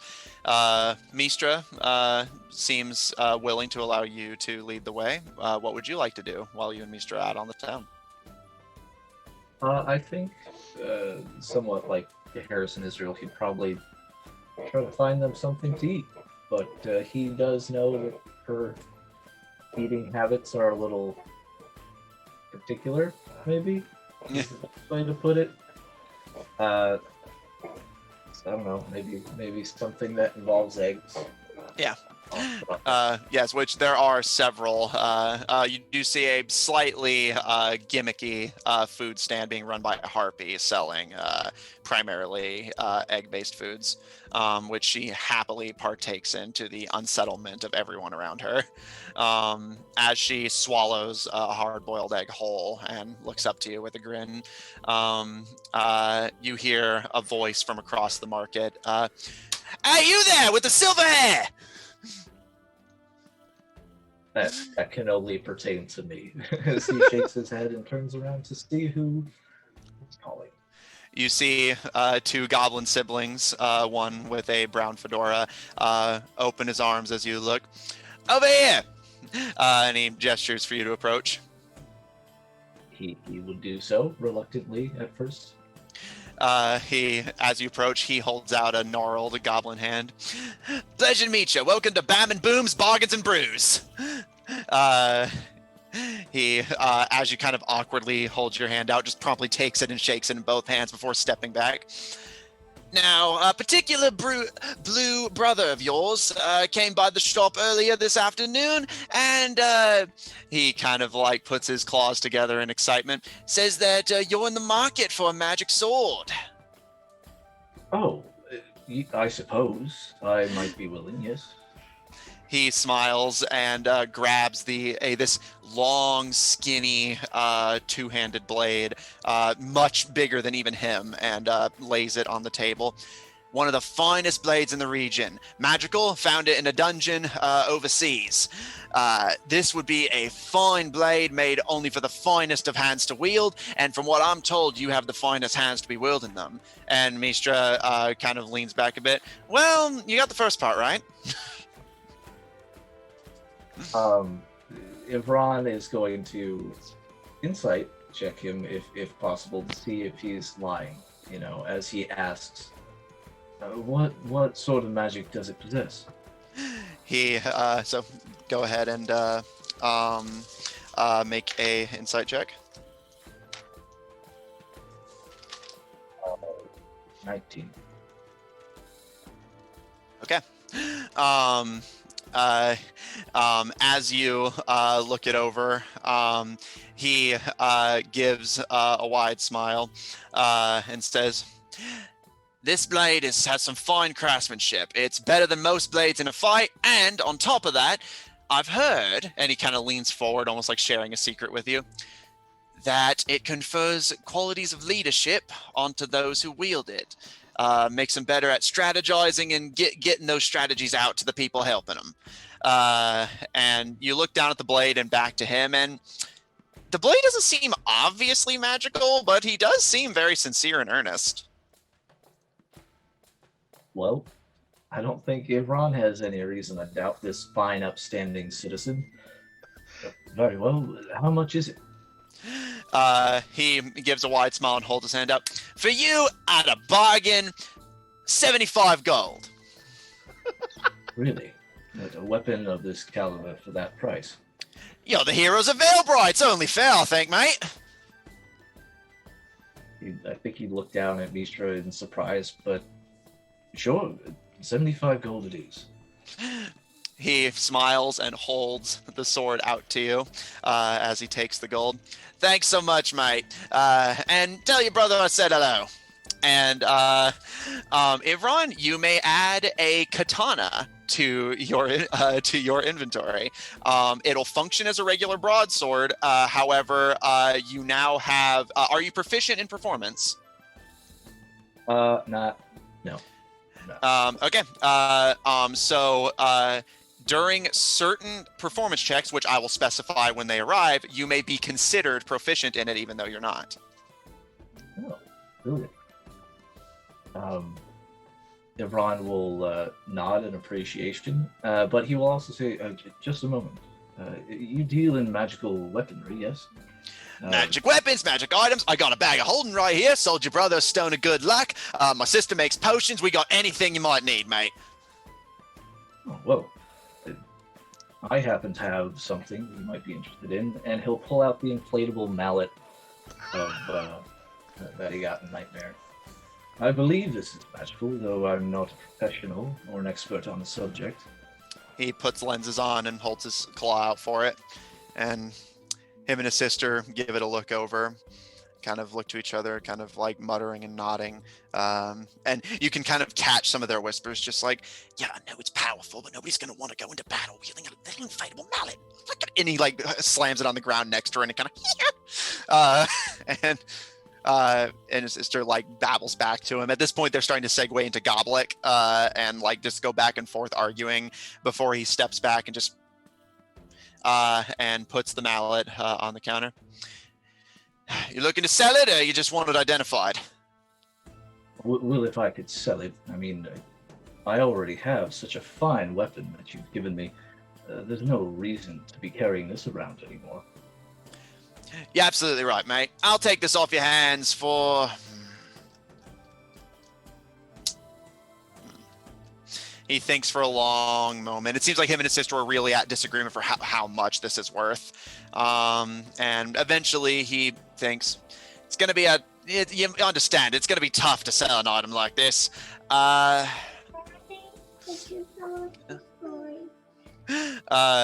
He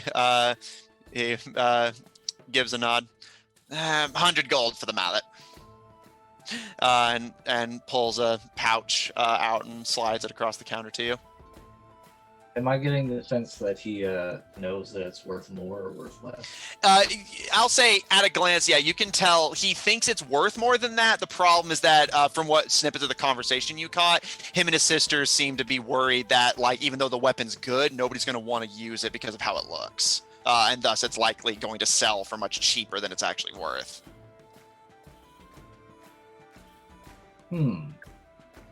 Well, I'm sure that you could do better than that. I mean, I have been struck by this thing. It is packed quite a wallop. Boom and I know it's a powerful weapon, mate. Problem is, most knights are going to want to wield a little squeaky hammer into battle, no matter how powerful. Mate, everyone wants the badass longsword. You know how it is. There's a reason we're only selling so many. Everyone already bought most of what we got. How many knights do you know, good sir? Decent number of them. Most of the ones that are here for the festival, and ones Boom and I met on our travels.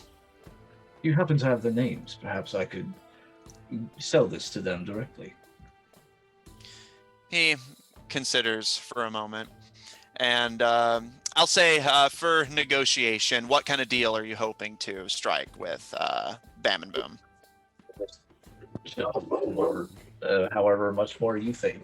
Ivron's not a haggler. He would just know that being hit by this thing is probably worth at least another 100 or two more than 100. I'll say if you agree to, similar to Gaher, spread the word of his shop and encourage some of your warrior friends to possibly buy the hammer, he'll up the sell price to give you 250 in return. That's very gracious of you, sir. Of course. He gives a tip of his hat and props the hammer up where the sword he had given you used to be, and smiles as he leans on the counter. Pleasure doing business with you, mate. Thanks for saving all of our bacon. Thank you. Perhaps you've just made my job a whole lot easier. He gives you a tip of the hat, and the two of you part ways, heading back into the city. So yeah, Garrus, you now have a stone of good luck, and Ivron, you now have a katana that gives you proficiency in some performance checks. I think as he was rifling through his bag too, because I don't think I've done this yet, Ivron will pull out the plushie that he got from Nightmare and give it to Mistra, because he knows that she collects knickknacks and dolls and whatnot, and she might be interested in it. She looks down at it and seems actually like really taken aback by the gift, and kind of drums her fingers against its plush stomach and kind of gives it a squeeze. And as she kind of hugs it to herself, the doll's almost as big as she is. She kind of hugs it to herself and just, thank you. Of course, I hope that you do like it. I mean, I found it in quite an awkward situation, but still, it reminded me of you. She smiles and kind of hugs the plush toy to herself, and kind of hoisting it so that she can like carry it under an arm. She looks around, and eventually her eyes settle on a stand across the way, and come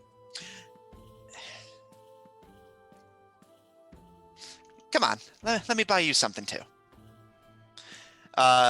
And as she takes you, you see she's taking you to a stand that looks like it's still being set up. You see a blue troll girl with small horns jutting out of her head setting up a stand of what looks like several dolls on display. And Mistra kind of smiles up at you, and as she approaches, excuse me, miss. The troll girl kind of jolts in surprise and looks down at Mistra and kind of squints and looks to you, Ivron, and her face enters a deep, sorrowful frown, and just like, the magic of the dolls was lost, I'm afraid. What? I had a doll ready for you, but its magic is gone. Oh. Well, no matter. I'm sure that it's not lost. Do you need help finding it, or? She shakes her head. Its magic has already gone away, but I can make a new one. And she pulls like a essentially blank slates stitched doll into view. And Mistra waves a hand above the counter. That won't be necessary. And she looks at all the different dolls. Do you happen to have one of me? And she gives a smile and reaches into her jacket and pulls the very tiny, almost like dashboard decoration-sized Mistra doll into view, and lays it gently on the counter. 2 gold for the dolls. And Mistra gives a smile and flicks 2 gold coins onto the counter. I'll absolutely take it. Thank you, miss. And as Glissa takes the coins and stores them in her pouch, Mistra slides the small Mistra doll across the counter to you, Ivron. Thank you. And he graciously picks it up and I guess hold on to it I don't think he brought his like a big satchel or anything. But, Yeah, but it's this big. You can easily like put it in your pocket. yeah. Okay. um, uh, He graciously accepts this tiny doll. she gives you a smile. Now we're even. And Glissa looks to between the two of you and when the rest of your friends find me, I'll have their dolls ready. Do you want me to make you a new one, Mr. Blackmont? If it so pleases you, my dear. Yes, yes. Come back tomorrow and I will have you a new doll. And she pets the top of the current doll she's holding's head. Everyone is so polite. Oh my god. I think as they leave, he'd be like, "Don't you think it's weird that she's making dolls of everybody?" Mistra looks up to you and they're obviously voodoo dolls, but she's not going to get away with selling anything actually dangerous. My guess is the worst you can do with that to me is make me mildly uncomfortable and give me the stomach flu. She's not going to kill anyone. She's harmless. Ron's actually kind of shocked because he had no idea. He is not magically inclined, I guess we should say. It's just like, oh my stars. But he's gently puts it in his back in his satchel and carries on. She gives a smile and pats you on the leg. But the consideration is polite, and there's nobody I'd trust with my voodoo doll more than you. But just out of game, I'm kind of worried if she mass produces some of these things, what people will do with them. Middle of a fight, Ivron or Harris, like, as they're going to strike, all of a sudden, like, keel over.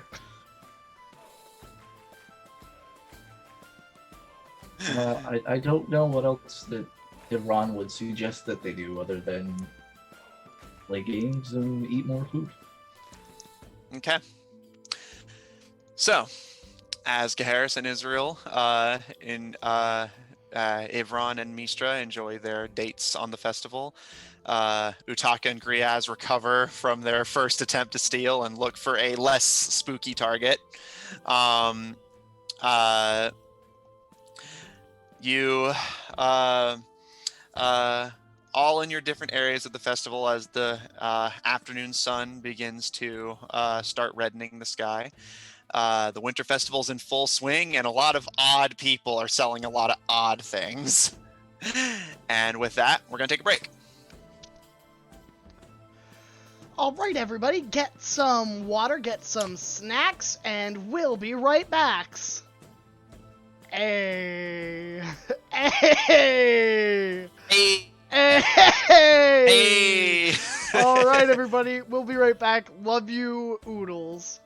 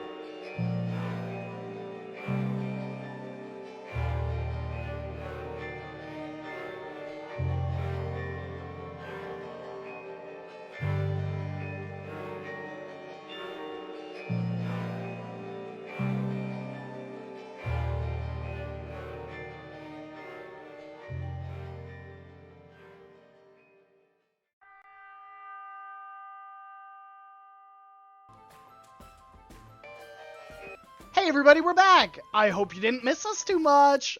We missed you. I was crying ever since we went on break. That's a fact.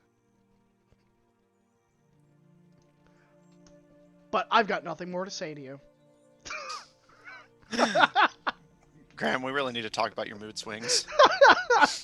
Hey, you gotta Are give we them the comforting pats with the right hand and the insecure slaps with the left. I don't know. What's the delay? Is there a delay? It didn't look back, and then now it's playing me a ad, which is cool. Yeah, we look okay on my end. All right, I see the waiting be for right it back to screen. end the ad. I also there it see the is. Be Right Back screen. That is a No, I see heavy us. We're delay. back. I see Okay, us. cool. All right, I see us. That is a heavy delay. Okay. That was something. Yeah, I don't know. But the party is currently scattered around Veilbright, enjoying the festival, buying magic items, selling magic items, stealing magic items, and overall just a lot. So we will turn our attention back to the topmost tier of Veilbright, where Utaka and Graemes have formed a temporary alliance with Dr. Ulysses of the GSIA research team to attempt to filch the ever-living shit of the adventurers and their magic items. After an encounter with Glissa, the troll woman who appears to be selling homemade voodoo dolls of the party members and the people of Veilbright, Graemes, you managed to get away with the Utaka, Ivron, and Graemes dolls. And Utaka's doll had the magic dispelled. So with that, what would you two like to do? We're gonna go for an easier mark. Jesus. Like those were the two whales. Maybe Utaka. Maybe we need to redirect. I think that halfling should still be our end goal, and I got some tactics for that. But in the meantime, Did you know I can speak halfling? I did not. What the hell can I speak? Not halfling. Well, I can speak goblin. So, and hey, we can thieves' cant in case we need to chit chat. shh. I looked at Ulysses. Ulysses is just kind of raising an eyebrow, but otherwise not saying anything. Just like glancing between the two of you. Hey, okay. What are you kind of looking for? Because I'm thinking if we can get anything, I'm looking for short swords. I'm looking for, I guess I don't need a shield because I got my good boy. I mean, anything half decent. I mean, anything we can sell too, daggers, anything like that. Yeah, something portable. I don't know. I just kind of want some stuff that does stuff. That's fair. Well, hey, you got your potion.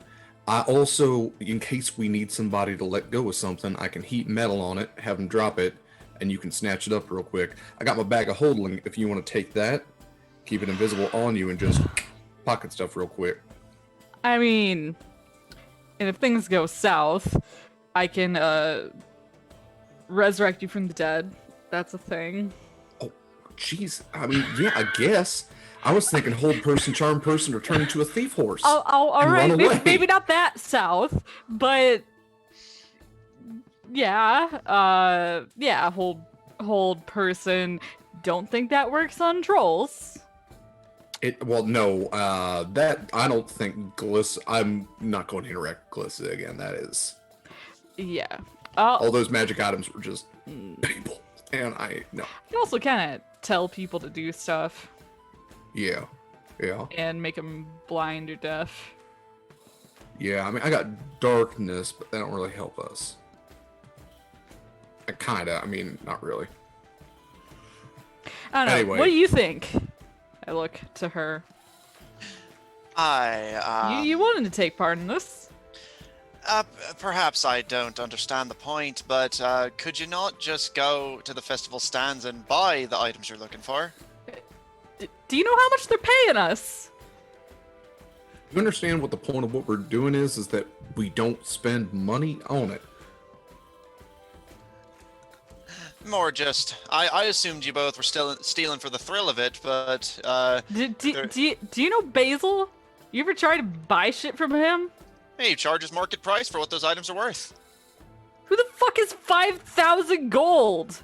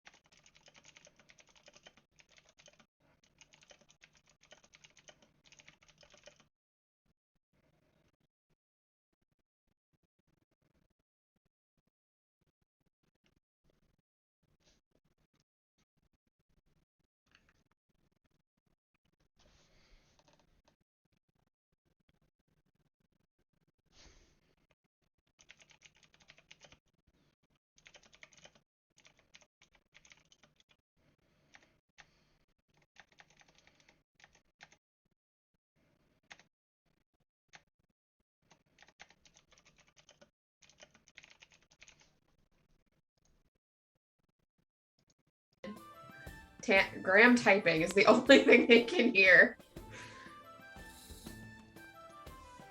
I've fixed it. Did you? Oopsie poopsie. Did Graham we fix it, pass- everyone? Let us know.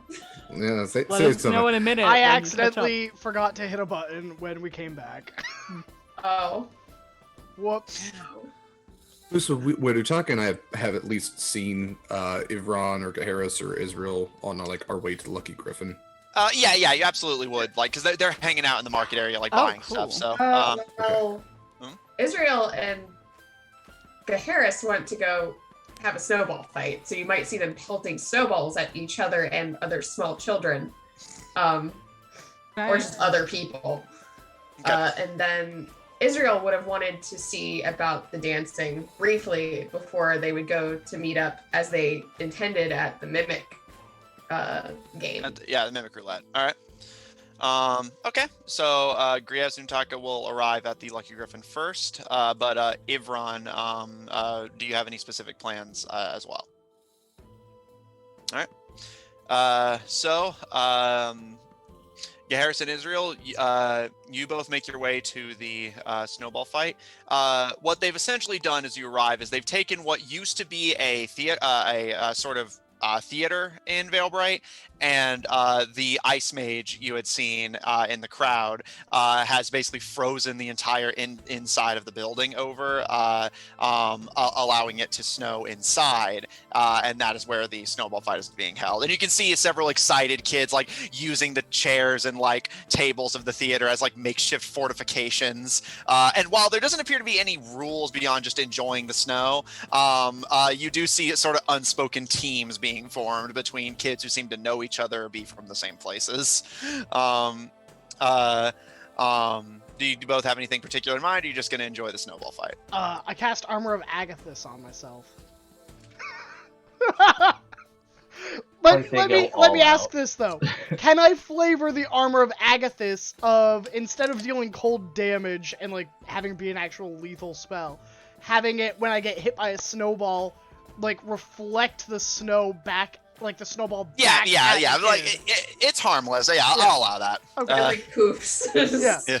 Snowflakes. Yeah, so like it and Israel, from the sounds of it, you intend to actually partake in the game. So as they get in and they're looking around like, oh wow, that's so cool, Harris would notice that Israel like just disappeared.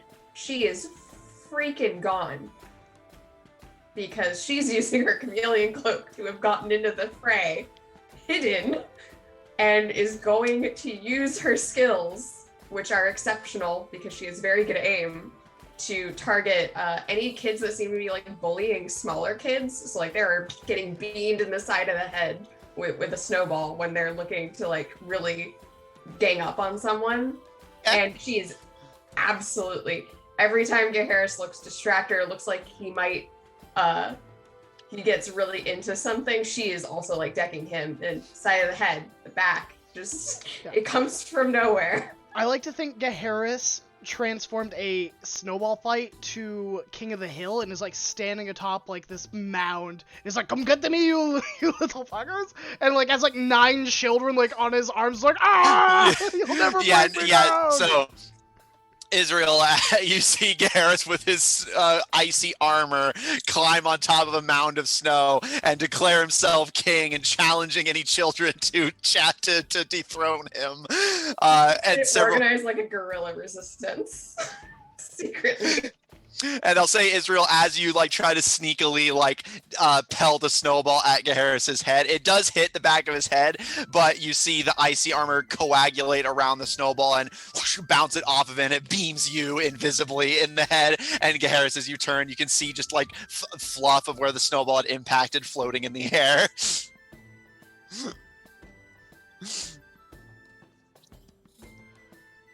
Haha! This is my land. You cannot get here.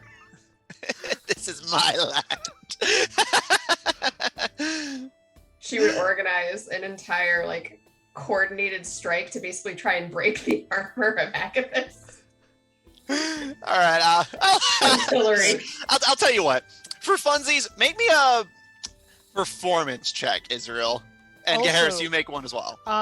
Well, since I'm already covered in children, I just spin around, so I make a windmill of children to soak up all of the snowballs. All right. It's called plot armor. Yeah. Okay, so both of you make performance checks. 25. All right, 25. All right, performance. That is a nat 20. What? Nat 20 versus nat 20. Does mine count more? It's a 25 total with the net. 25 versus 25. Meet it. Yeah. Okay. You guys have this. It goes from a snowball fight to a snowball war. Israel, you're organizing a resistance against the blue ice king. His armor is impenetrable. Any weapon bounces off and strikes its wielder. Gaharis with his using children as a shield. Israel, the children have formed like dug trenches into the snow. You can see one of them writing in their diary like it's a war journal. You can see a what appears to be a young ogre boy lifting like a young human girl over his head and charging towards Gaharis, only for Gaharis to just unpromptedly snowball him in the head, and he falls over backwards and drops her. It is a stalemate that lasts the better part of the afternoon, and after hours of back and forth fighting, there has been no progress. Gaharis, your grip on the foothill is not firm enough for you to be able to get cocky and relax, but Israel's resistance is not able to quite overtake you either. There must be a meeting to end this snowball shed. I request a parley with your ruler. There's a huddle of voices. Yeah, Israel, like several of the kids are like whispering. You can see a young girl has like somewhat dirty snow across her cheeks like war paint. And what are the terms of this parlay? That this war benefits neither side, and that a union could save this snowy continent for all eternity until next year's festival. All right, we'll meet with you. That means you and me both are armies within their forts. No one else. Dead center. You have my word. All right. So she'd stride up to the center. I recast Armor of Agathis on myself before I go. Okay. Which I don't think there's any outward semblance of the armor, except for like, I'm already covered in snow. You're frosty. Yeah, like, Yeah. so I already... Yeah, it doesn't stand out. Yeah. All right, so I will stride up to the middle ground. There is only one way to end this bloodshed. Oh. I humbly ask you to combine our forces to make one elite force and be my date to the dance. For my... you can hear several of the kids on Israel's side start cheering. And she folds her arms and she looks back at them, looks to him. Under your command? Oh no, my feet are cold and so are my fingers. I am going to leave it to the children, and I'm going to... Perhaps we could talk this over some nice cider. Deal. She'd strike a deal. Oh, And I Israel- absolutely pick you up and just start carrying you off. Yep. She's And- like, bye, everybody. I'll say Israel as you shake his hand and Where's Gaheris over? picks you Go up. get cider. As you shake his hand and Gaheris picks you up, you see one of the a young goblin boy from your side clambering up onto the foothill since Gaheris abandoned it, pick up a snowball, dip the tyrants, and chucks a snowball at your armor, Gaheris. But as it hits you, the armor back of this bounces it back at him, and he gets a face full snowball and like falls over backwards onto the hill, and the kids immediately just start swarming the hill. They They learn work so much hard when they are already. young. Lesson 1. They will never beat me. Lesson 2. You keep thinking that. Lesson 2. Only leave a hill for a bigger hill. So which hill are we leaving for? I do believe they have a halfling-themed bar that was called Underhill? Underhome? That serve You're a quite wonderful tall. cider. Is that the best idea?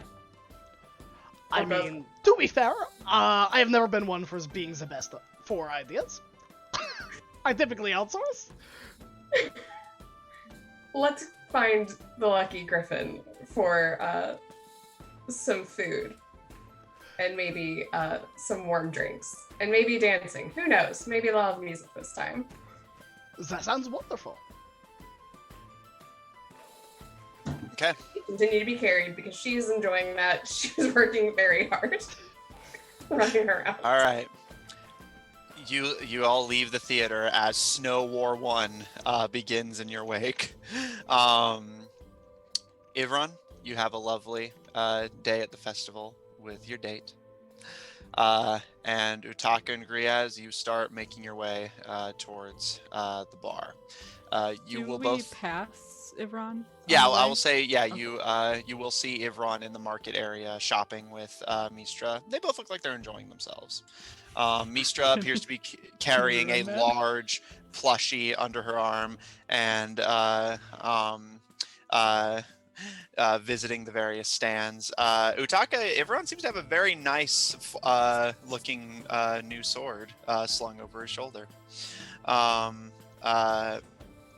The two of you do see Ivron and Mistra if you want to engage. I'm just gonna hold up a finger to Griaz. It's just real quick. Mm-hmm. I gotta grab him. He looks busy. Do you want to try to sneak up on him? I think that might not go over the way you think it would, so maybe you should. Okay. I mean, I at least want to let him know about the whole doll thing. And Oh yeah, that's really fucked up. yeah, What what the were you? fuck? What's your concern? Nothing. Uh huh. All right. Yeah, I want to try to just sneak up on Ebron, just like pop up right behind him, like, "What's up, Captain?" Roll stealth. And Ivron, what's your passive?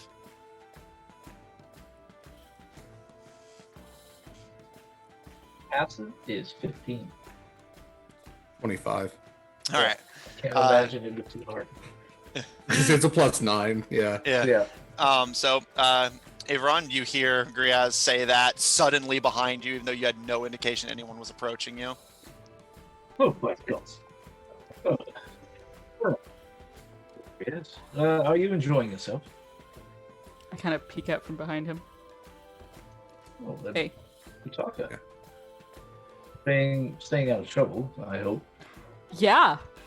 Yep. Yes, completely and 100%. Hey, he's gonna like fish in his bag. I got this. I think it's you. Ron, you see definitely one of the troll girl's dolls of you. Well, that is an uncanny likeness, I must say. Quite endearing, really don't you is. think? Yeah, so we met this weird little troll thing that looks a lot like Kaharis, and she was making these dolls, and I got the weird vibes that they were voodoo dolls, and so I grabbed a me and an Utaka and a you, and I don't know. I mean, I ain't done nothing with it, but I didn't want. I always want you to have it. Maybe we can put these like on display or something, but also like just be careful with it. Oh yes, I actually ran into her not too long ago. She's Oh shit. she's quite harmless, it seems. Mistra, Oh. anyways, has no worries, so I'm not too worried. But yeah, I Alright, think well, this hold on would to be a yours then. charming gift. I think we should get the full collection. So I mean, if you, well, she said she only did like one per person, but maybe Kaharis and Israel can buy each other's. That'd be real cute. Yeah, I think that would be a great idea. Perhaps we Yeah, can pitch it to them. Put it on display. Hey, you got a shiny new sword there, man. That looks nice. Yes, thank you. I'm forgetting what the name is. Was it Bam and Boom? Boom and Bam's Bargains and Brews. Yeah, that's a lot of bees there. But he would mention that to Graemes and Utaka and say, yes, I got quite a steal. Perhaps you might You're get a stealing. great offer. Yeah, you I steal? didn't- Griaz, can you make me a history check, Griaz? I sure can. I was gonna say they're goblins. That's that rings a bell. What was that? That's probably not great. 6, but that's only 7. Okay. The name isn't familiar to you. Yeah, Alright. they sell magical trinkets and items and weapons even. Perhaps there's something there that might interest you. I hear that Gaharis made a pretty good deal for Field Team C. Perhaps he has something for you. We'll stop by later after we get some coin. We're heading to the Lucky Griffin and see if we can get some business done there, perhaps. Yeah, can I grab you for a minute? Just like 1 minute. Just 1 minute. A single minute. Run to me. Ivran. Yeah. Okay. Yeah. I'll hang out here with your girlfriend. Sure. Mistra pats you on the leg as Utaka pulls you away. And as Utaka does so, Mistra gives you a nod, Griaz, and a tip of the hat. Pleasure to see you. Nice to see you out of the lab as well, Dr. Ulysses. And Dr. Ulysses gives a gracious curtsy. Utaka, as you pull Ivran away from the remaining 3. I start turning and twisting and pulling open my bags and pull forth a kind of looks like it has been water damaged in the past. What looks to be a journal. And kind of open it and flip through multiple pages. I don't know if you've ever really seen his handwriting, but I'd say like he flips through many pages that look like they have been written in a distinctive like kind of like small chicken scratch with drawings and such. And then he gets to the back of the book, which has like very few unfilled pages and completely different handwriting here. A little less sophisticated. But he kind of turns it around and taps on one of the pages. He was like, how do you write that, like, in Celestial?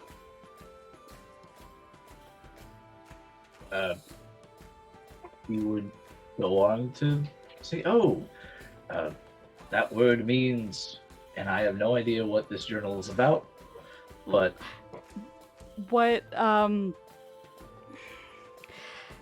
he it seems to, and I think I messaged you about, no, we talked about it, but yeah, no, it is he's specifically asking how to say a specific sort of command in a specific tense. well, And how would you write that? And he kind of like fishes for like any sort of writing instrument and like puts it down. Can you draw it? of course I can. Here, and then he'll go on to somewhat. I think Celestial is probably a bit more of a flowing script, and he would, with a wave of his hand and very fluid motions, try to break it down slowly, so that way you know how to at least write that word, and then he would go on and tell you what it is and the history of Celestial, or start babbling As he he's starts getting doing it. into the history, I'm like, yeah, thanks, and I like close it, kind of, just close the journal, like, yeah. Well, if you need any more pointers, I'm here. Yes, we'll need a lot of pointers, all of the pointers. In fact, all of them. Because So I you should do- probably learn that language. But not today. You're quite right. We do have festivities to continue, but Yeah, the festivities, all of the festivities, that's what we're going to go do. he puts his hand on your shoulder, and like as you're, I guess, kind of walking back towards Graemes and Bistro, and Ulysses. It's like, I'm glad that you're taking an interest in this. Celestial is quite the language, and I'm sure that your deities might prefer you to be able to speak a language they would understand. I mean they understand me when I speak common, you know. Indeed, but having a better understanding of them puts you on the same field. The same field. That's a not a sentence that I would say. That's a sentence I would actually suggest you don't say either. But yeah, learning Celestial, that's a thing.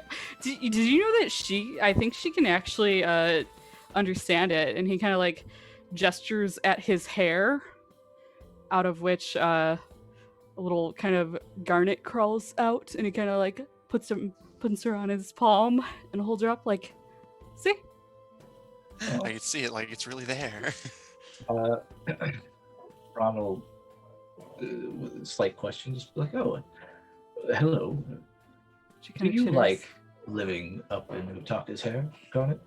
And he'll say it in Celestial. I mean, she's the scorpion. She doesn't I would actually like talk it. I would assume there's some sort of emote that they would give if speaking. Because they're your familiar, right? So, like, Yeah. doesn't that give them a boost in something? In their stats, or are they just? I think she still has an intelligence of 1. Oh, okay. Well, But so I think she like clips her little pincer. Like, toot, toot.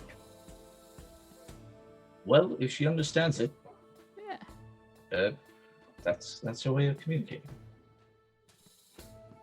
Yeah. She's a good Ron girl. realizes. Did you know he just- Barry's a girl? Well, yes, most ants are.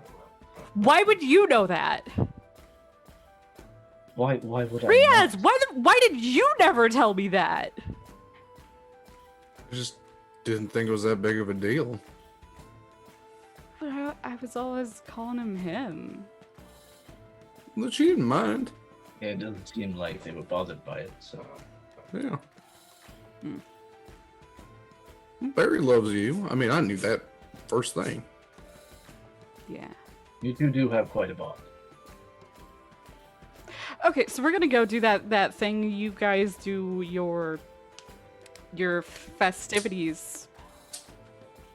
Yeah, y'all should hold hands. Okay, bye. Bye.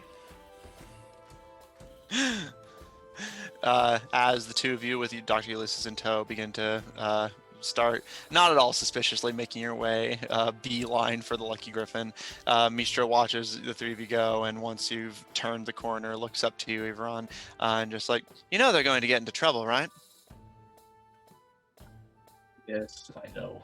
But why not let them have it this time? I suppose that's fair enough. That's pretty much what this festival is built on.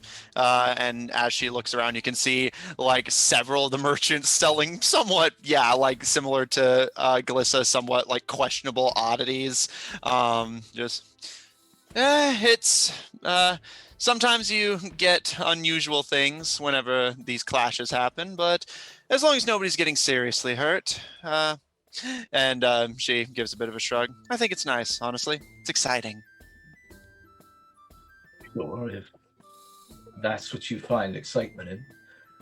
Come, would you like to go to the Lucky Griffin as well? Oh, are you kidding me? I wouldn't miss it for the world. She holds up her small gnomish hand to you. Braun's gonna blush, but he'll hold her hand, or if he can reach comfortably. Yeah, it's a bit awkward, but as you grab her hand, she actually starts clambering up your arm and sits on your shoulder and rests an arm on your head. Did anyone tell you you're very tall? I have been told that, yes. She gives a nod and leans against your head. I'm afraid this will have to do, otherwise you're going to throw out your back and I'm probably going to break an arm. Ron will give a chuckle and then he'll start striding towards the tavern. She pats you on the head as you start moving. Onward, noble steed!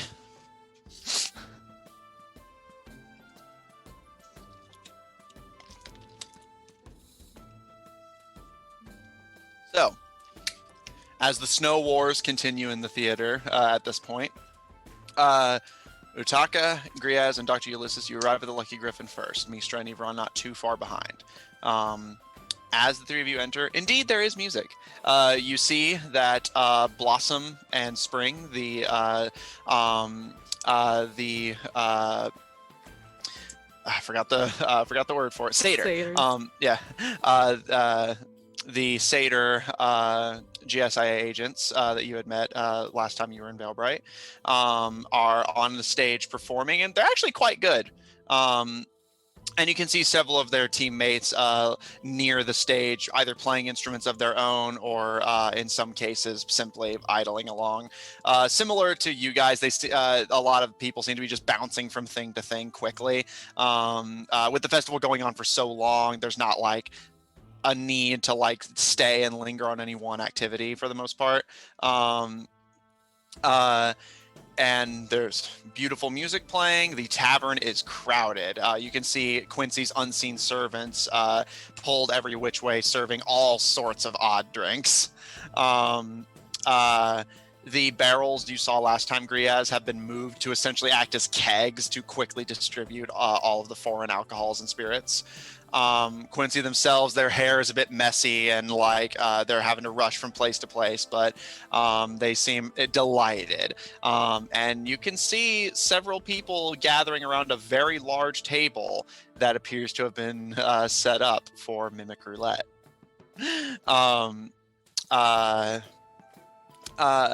But you guys do manage to just find positions at the bar for you to sit and scan the area. What would you guys like to do? You have a little bit before Evron and Mistra catch up to you. So what are you two looking to do? Grab anything we can. It's obvious.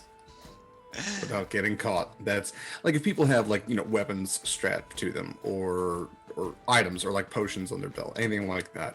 Anything that anything that isn't strapped down, essentially, or even some stuff that might be strapped down. So, I'll say Utaka would be looking for walkways through the room that he can slide through where it wouldn't be obvious that he isn't like meant to be there. So like if there are drunk people kind of around the side of the rooms, like facing inward toward tables, and he's gonna look like he's just like walking around to a different table, or kind of slipping through the room to like head towards the bathrooms, like the sort of thing where he could like reach and grab, but like it wouldn't hit anyone's radar because people walk that path already.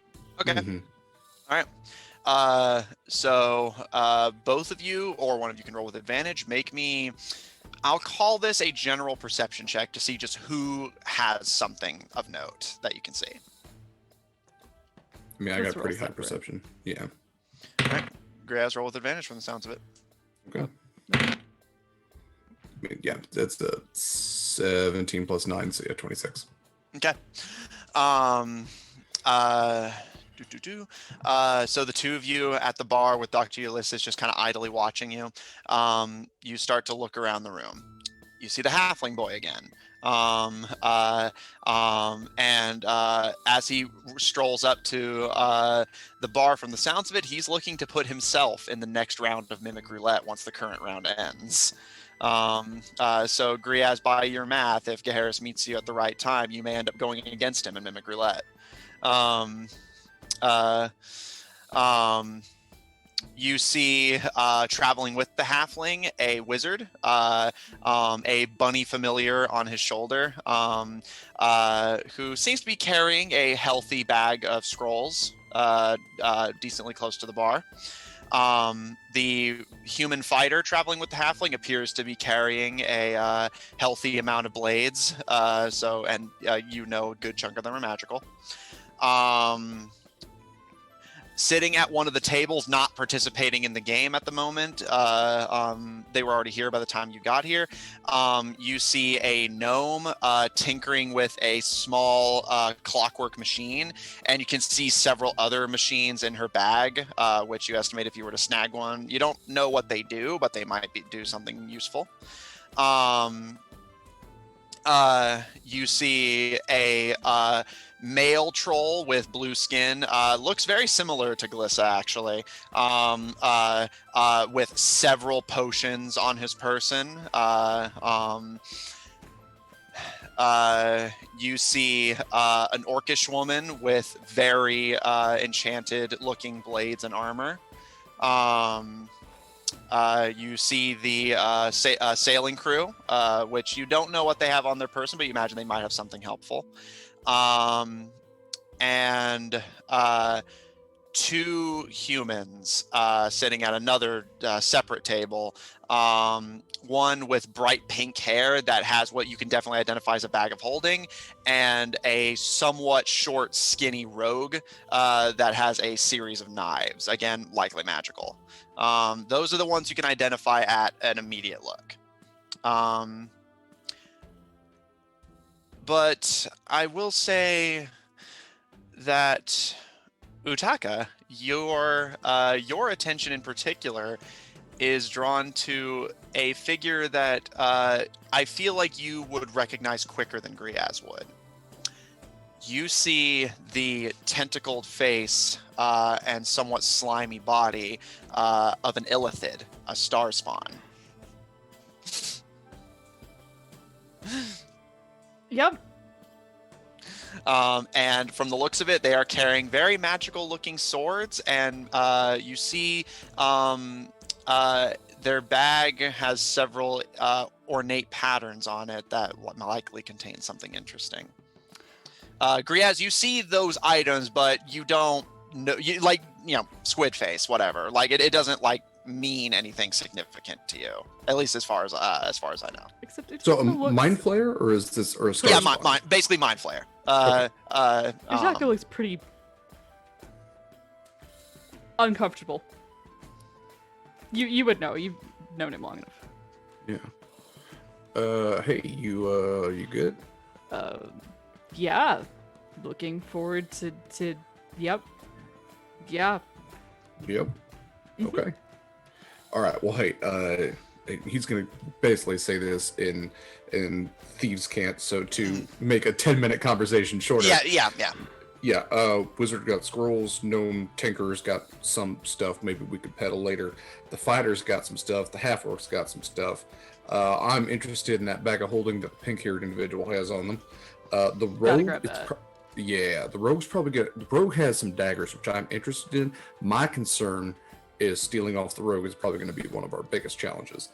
I don't know about the Wizards sailing pay crew. a little less attention. We snag some of those scrolls. Oh, I think the Wizard's an easy mark, in my Yeah. opinion. But and then yeah, you're the individual you were looking at. Is that a? Illicid. I'll let you make the call on that one. They eat brains. I mean, we gotta eat something, right? We don't gotta eat brains. That's a thing I don't eat. No, I mean me neither. I'm just trying not to. I mean, they're not gonna eat our brains. We're not gonna get caught. It's fine. Yeah. Do they like? I mean, do they? Can they read minds? Is that like something? Yeah. Yep. That kind of Let's stuff too. leave them alone. But their stuff looks really cool. Their stuff does look really cool, but I don't want them reading my mind and then eating it. I think it actually happens in like the opposite order. I mean, all right, well, that's okay. Okay. All right, well, let's Unless they just like do magic. But I mean, like, I think they like, yeah, Yep. did you want to imbibe your potion and utilize that? Yeah. Okay. How about this? You do that. I will run essentially interference. Anything else we need, we can either use the heat metal or hold personal. I want to be as non-invasive as possible with this whole thing. So you still got enhanced ability on you. You sneak whatever you can. You got the bag of holding, just stuff it into there. As far as the other bags, I mean, I'm thinking the Wizard, we just, kind of cut the straps on that bag and relieve the weight on that. Any other bags of holding, we can do that. My personal idea of order is Wizard, Gnome, bag of holding, Fighter, Orc, and then we go from there. And who do you want me hitting first? Well, that's what I think we should. Why don't you go for the Wizard and see if Yeah. you can just? I mean, they're probably not going to notice. Scrolls don't weigh that much anyway. If you're Right. pocketing scrolls, yeah. And then why don't you hit the Tinkerer? I'm going to go after. But if we get the bag of holding first, don't you think it'll make disappearing the other shit easier? Well, I already got a bag of holding. I mean, I'm Okay, well, I'm I interested in don't. what's in. Yeah, no, I'm going to give you mine, so you can just stuff Got it. stuff into that. Yeah, and then I'll kind of just meet up with you every now and then and hand stuff over to you. So we'll set up a system. You're for not that. gonna know where I am. I'll be able to figure it out. I'll just Alright. detect magic. I'll find you. Oh, okay. Yeah, you. Yep. Yeah, I got you. You're all good. Yeah. So I'm gonna Yeah, shoot wizards for. can do that too. Yeah, but they're not gonna do it just like innately. Okay. Yeah. I turn and we look got- at if you Ulysses. Although she hasn't. Yeah, she understood. hasn't heard any of that. Like, you guys are just muttering in fucking code phrases and like gobbledygook. So I she, like looked at her, expecting her to have something to add to the conversation. Yeah, Ulysses, thoughts, opinions, questions, comments, puns, Right. jokes. You understand that I can't speak whatever the hell that was, right? Oh shit. Good point. Hey, why don't you go see what the sailing crew might have? Just chat them up, Grab Or if there anything is you- anything you can do to like make a commotion, like Ooh, towards the yeah. center of the room. Yeah. That would be great. I'll see what I can do. And she hops off the chair and starts strolling just casually to the center of the bar. All right, so so I know what's the final game plan for the two of you. So I'm thinking Utaka's gonna go after the Wizard and the Gnome, and I am going to shoot for grabbing the bag of holding that the pink-haired individual has, and then maybe the rogue. Okay, so I'm doing wizard, gnome, and Yeah, then if I'm feeling extra spicy, I might hit up the illithid. Okay. Yeah, I mean, yeah. That's I would not hit up the illithid with non-invisible. So yeah, if you are invisible, that might be best way to go about it. okay. So the two of you break huddle. And you see Dr. Ulysses slide at the table with the sailing crew and immediately start chatting up. They seem very slightly unnerved by her appearance, although Captain Buckler, for her part, seems unfazed and just casually chats with the woman as you all split and start enacting your plans. I would like both of you to please make me stealth checks. All right, You and have I'm advantage doing on that. all that. Yeah, and okay. And you're invisible, so. I will be taking the invisibility potion. Yes. Okay. I will also, for the hell of it, as I'm doing that, slip my spider mask on.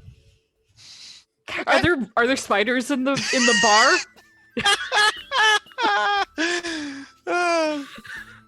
Let me check. There are spiders in the bar, but none of them like it's just like spiders living in in the building. Like you don't detect any like magical or like spiders that like particularly catch your eye. Okay, but it also gives me blind sight and advantage on perception checks. Indeed, it does. So you don't detect any magic spiders, but there are indeed spiders. All right, you stealth, and you have advantage, and Griaz stealth. What were your rolls? 27. 29. 29, you said? Mhm. Okay, just making sure I heard you right. Okay. All right. The two of you break and like practiced thieves start slipping. Utaka, you take that predetermined path you had mapped out where you can walk invisibly without running into people or like coming off as suspicious if you're caught for any reason.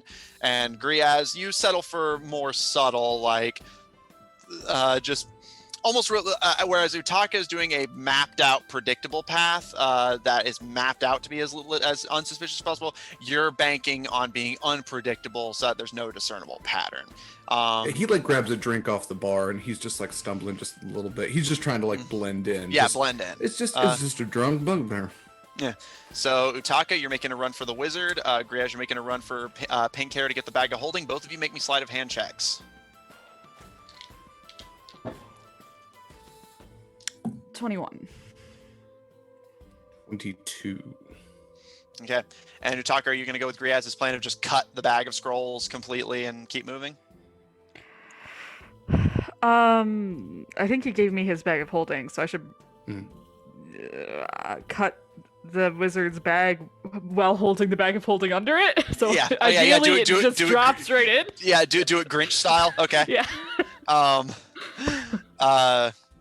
right. Well, we could see the scrolls in it. Yeah, they're like That's true. it's like a purse basically. All right. So Taka, you quick and stealthy as a whip, carefully pull, cut, and let it fall into the bag of holding, and quickly like stuff it so that it goes invisible and out of sight. And Griaz, you start making your way to the opposite end of the bar where you can see the pink-haired person and the rogue just sitting across the table talking with each other. And you kind of stumble a little bit drunkenly and snatch the bag of holding and hide it. And while she does look up at you and getting a better look at her, you can see it's it seems like a half-elf woman with a darker skin, likely wood elf heritage. The hair is definitely brightly dyed pink.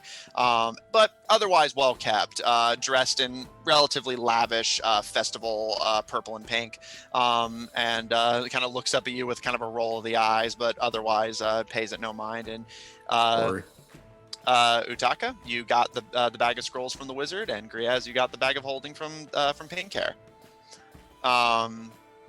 Avron, about this point, you and Mistra enter. However, because of how stealthy they're being, you do not see them, and you just see, you hear the beautiful music and see the people in the tavern making merry.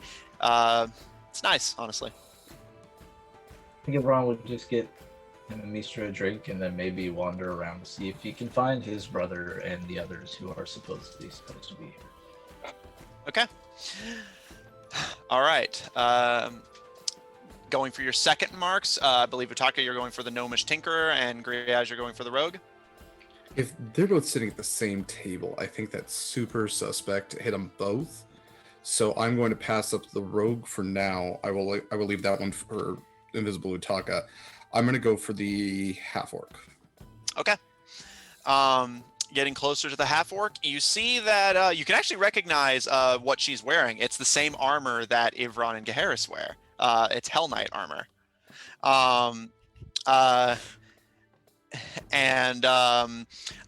She's a very disciplined and strong-looking.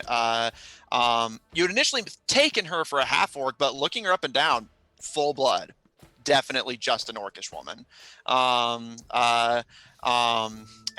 She's throwing back drinks like it's nothing, and proudly displaying the Hell Knight memorabilia. Graemes, make me a sleight of handshake if you want to try and steal from her.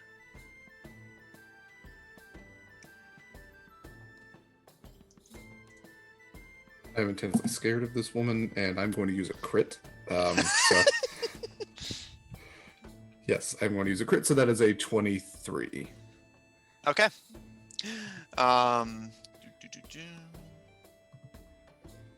Okay. You're terrified, especially as you see her throw back a drink, slam it down. You can see the wood actually very slightly crack under her muscle. But she happily talks. You can see the gnomish tinkerer that Utaka's about to hit actually sits across from her, and the two of them are chatting casually. They appear to know each other. And Utaka, as you're creeping up behind the gnome invisibly, I think because I'm noticing where Graemes is going, and if he's not going for the rogue, and I'm going to be next to the rogue and the tinker, is there anything on the rogue that looks more okay? Sorry. No. The rogue and pink hair are at a different table. The orcish, orc Hell Knight and the gnome are sitting at their own table, along with the male troll you saw that had potions. And up closer, you can now see a small sprite. Sitting cross-legged on the table itself, dipping a mug that's about her size to try and slurp liquid out of it. But you can go and try and get the rogue if you want. I was more just clarifying that it's a different table. All right, no, I'll go for the tinker. All right, so none of it really makes any sense to him, but he's it'll make sense to someone maybe. Yeah, so Utaka, as you're creeping up behind the gnome invisibly to try and reach for her supplies and gear and the things she's made, you see Graemes look visibly kind of terrified before. Graemes, you actually managed to take the broadsword out of its sheath on her back and swirl it to be basically shielded behind your frame, and she she feels the bump, but turns, and you're basically doing that thing where you hide the blade behind your arm so it's not visible. And she kind of stares at you for a long moment before she speaks. Are you all right?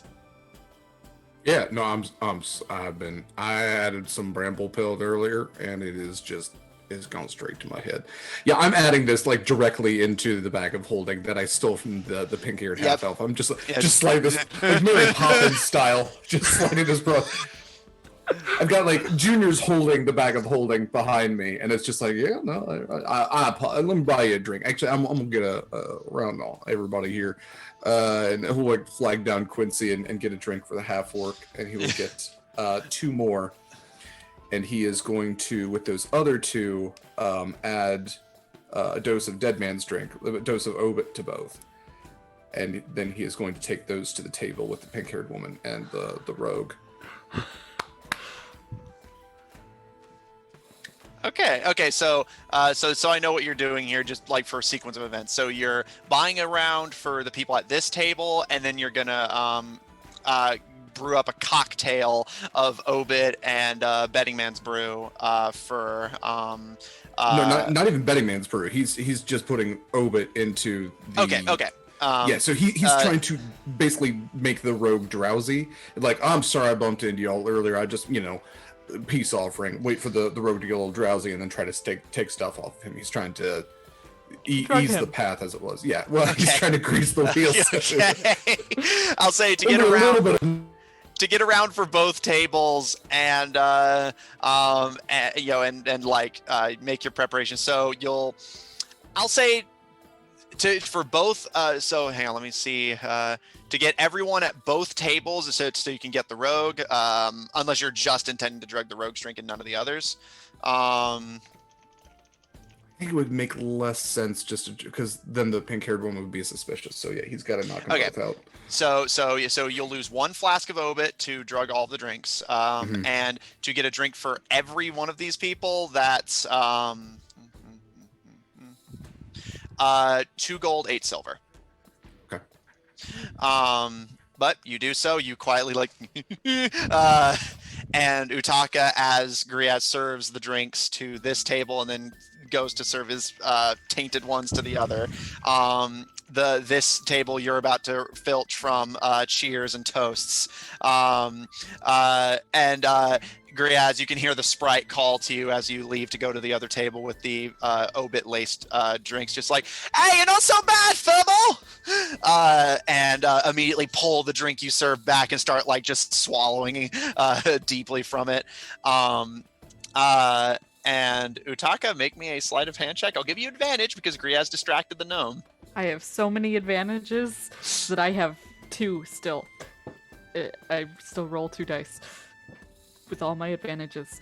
Sorry. No, I love it. But this is a crit this time. Yep. As the gnome reaches forward to grab, you see she has a bag of presumably either parts or things she's already built. Again, you're not an expert on this. You just take the whole bag, stow it in the bag of holding, and go. As I'm kind of passing by, the troll with all those potions are looking mighty potiony, and potions are expensive, and I know that because I've had to buy some before. I'll tell you what. You rolled a crit. This is the same table. I'll let you keep that roll. Here I have the list of what he has here. All right. I just grabbed 2. Yeah. You just grab 2 and go. I say we can't be greedy. This is going way too well. I was waiting for this to break bad. Okay. I'm going for the elephant next, so. Oh god. Okay. So we got the wizard, the gnome, orc, the pink-haired lady. Okay, I'm targeting the rogue next. You're going for the elephant. Okay. Oof. I'm just noting down what you guys have stolen for my reference as well. One of these things are cannot be surprised, cannot be snuck up on. They're just gonna be like, ha. That's what I've got magic for. Would Israel and Gaharis would we have arrived by this point? Not just yet. You'll arrive by the time their spree ends, because bear in mind, you guys were at the snowball fight for the better part of the day, but you will be arriving shortly. Right.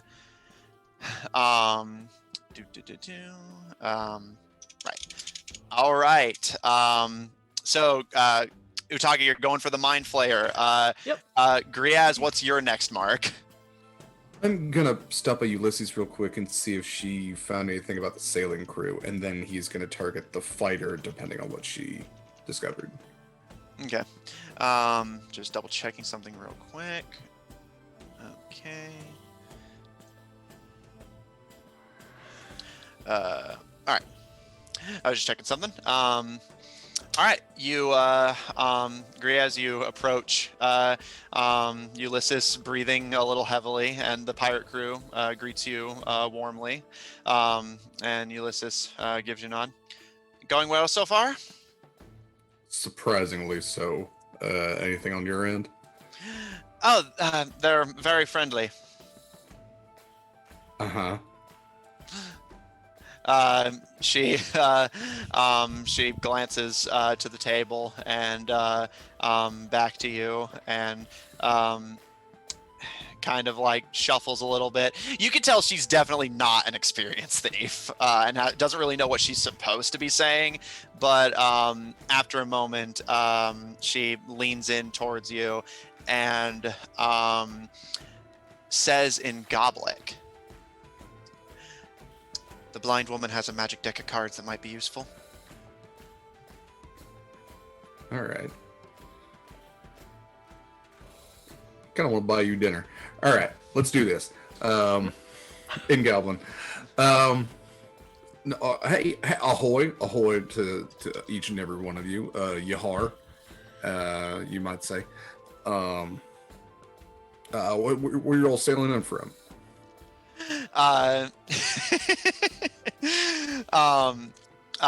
Captain Buckler kind of like looks up to you and kind of tilts her head with a smile, and you can tell she like knows who you are and recognizes you, but she doesn't pay it too much mind and just we were just here to turn in our mimic delivery and decided to stick around and enjoy the festival for a little bit. So Salemo. Mimic delivery. That is interesting. She nods towards the table playing Mimic Roulette, where you can hear someone just ah, as like, and you can see a mimic disguised as a tankard latched onto their face and biting. That's adorable. God, they're so cute when they're little. That's certainly one way to look at it. So I do have the smuggler feature down low. Would I be acquainted in some way with Captain Barlow? Buckler. Buckler, sorry. Yeah, that's fine.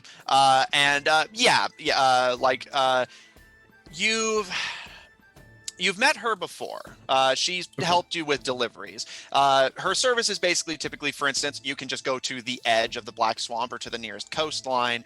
She'll take whatever delivery you and your friends wanted to make, and take it wherever, and then come back with your cut of the profits. Her main skill is getting exotic wares quickly and quietly anywhere in the region, in speed and subtlety that other smugglers may not have. Because, for instance, while you and your old acquaintances could do subtle, you couldn't necessarily always do expedient, especially with the massive lake in the center of the region, making travel to some cities a lot longer than if it was just a straightforward path. So yeah, you are familiar with the woman.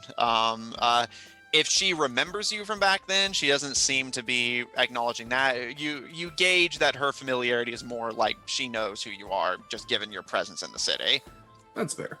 He'll go and kind of like stand behind the individual who's kind of noted as having the deck of cards, and just kind of lean on the backs of the chairs and be like, "Yeah, so I mean, y'all been sailing into town. I guess you brought a bunch of mimics. That's I mean, interesting. You working on land as much as sea these days?" And kind of while he's more just like grabbing the attention while also like slipping one long limb paw down for that deck of cards. Make a sleight of hand check. Yeah, just flat roll. Yeah, so sleight of hand check. Yeah, he has enhanced ability at a higher level, so he has it also on himself. Yeah, so he has advantage on his dex checks. Okay. What is that? That's a 15 plus 3, so that's an 18. Okay. You, as you're talking to them, you slip your hand down and snag the deck of cards off her belt, and stow it into the bag of holding very surreptitiously and quickly. And Brooke kind of looks you up and down, and do I know you from somewhere?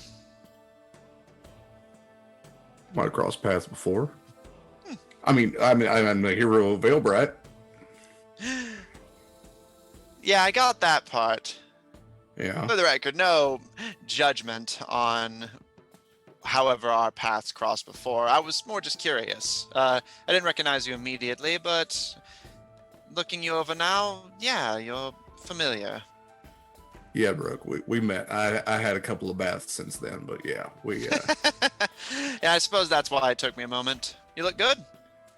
Yeah, you're taking care of yourself too. It's good to see you. I mean, that feels like a couple lifetimes ago, but You have not no really in that idea. business much anymore.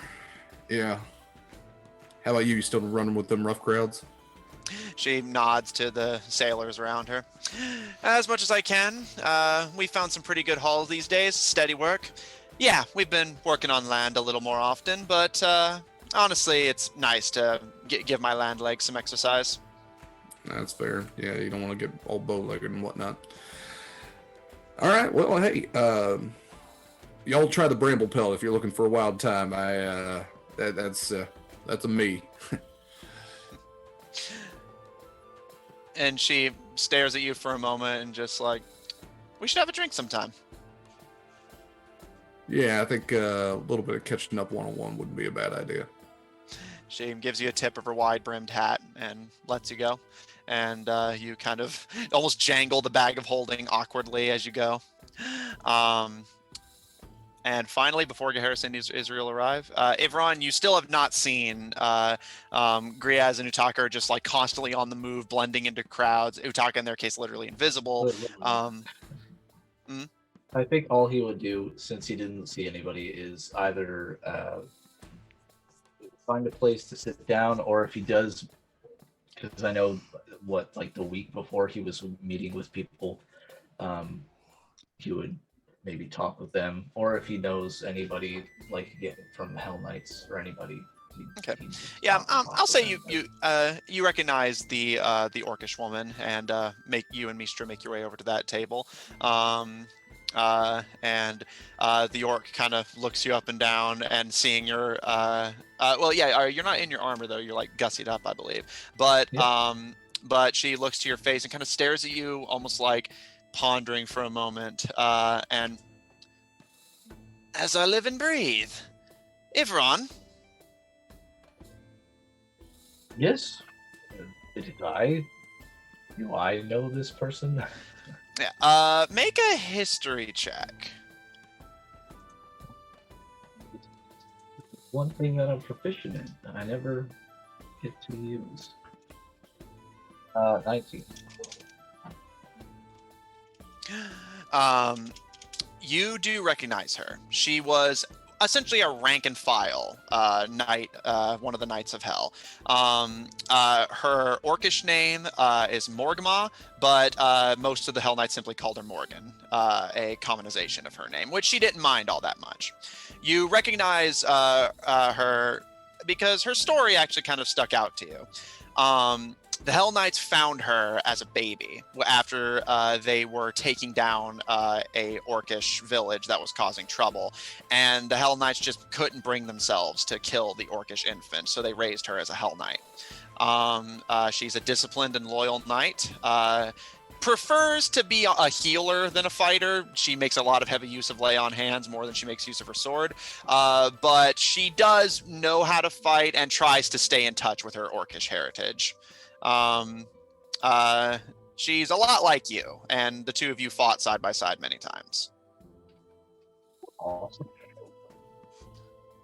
You said Morgma? Morgma is her orc name, but the Hell Knights used to just call her Morgan. Morgan, how are you? It's so great to see you here. How are you doing? Doing quite well. And she gestures to the other figures, the male blue-skinned troll, the gnomish inventor, and the small sprite dressed in dark colors. Found myself a new group of traveling companions to, and she pats a meaty fist to her armor. Spread the good word and make sure we're keeping up on our duties. You haven't been slacking off, have you? Well, I should hope not. As he kind of like looks down at his medal. I saw that. I'm proud of you, Mr. Blackmont. Well, I'm just happy to see you here and alive. And he bows. He does nod to her party, not to like, you know. Yeah, they all greet you. The gnome and the troll greet you very politely. The troll especially seeming very reverent and respectful of your nobility. The sprite doesn't do more though than just give you a nod and kind of a and like just keep drinking. Morgan leans forward and just like looks down to Mistra and back up to you and gives like a very slight tusky grin and just like, have a drink with us. Of course, that doesn't bother you at all, does it, Mistra? And he would also introduce Mistra. I'm sorry, Mistra, this is Morgma, also known as Morgan. And Morgan, this is Mistra. She is a supervisor for the GSIA in this region. Mistra gives a deep bow to the orc woman, who gives a slap of the armor and a bow of the head in return.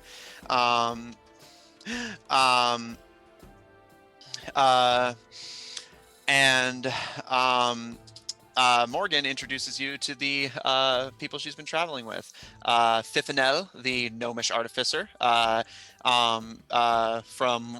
as you sit and drink with them, from what you know, she's from Terminus, and a very legendary inventor who came to the festival in hopes of selling her wares.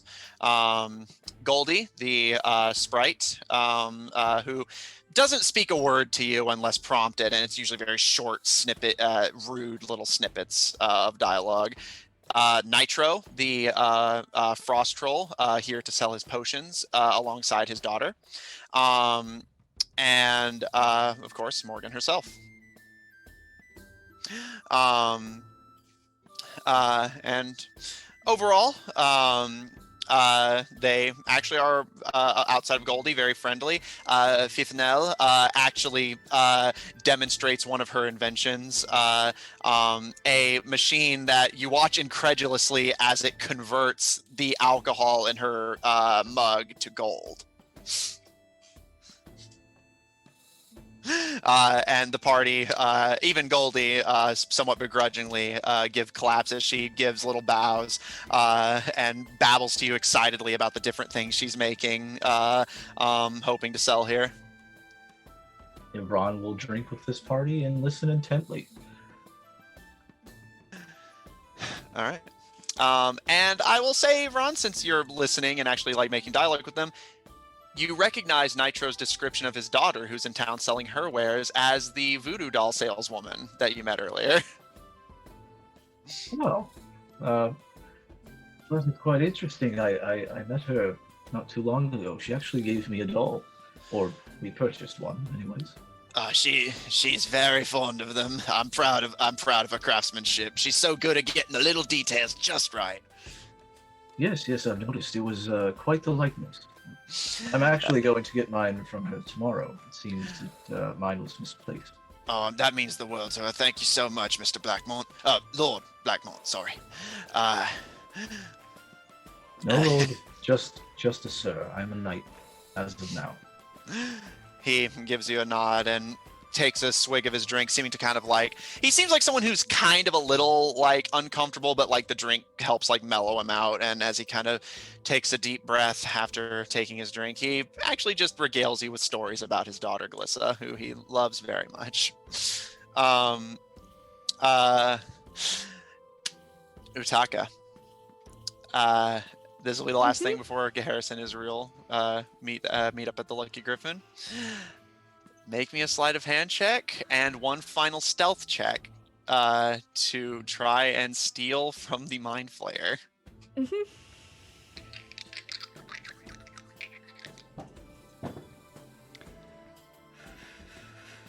Really happy I have advantage right now, because that could have been a 1.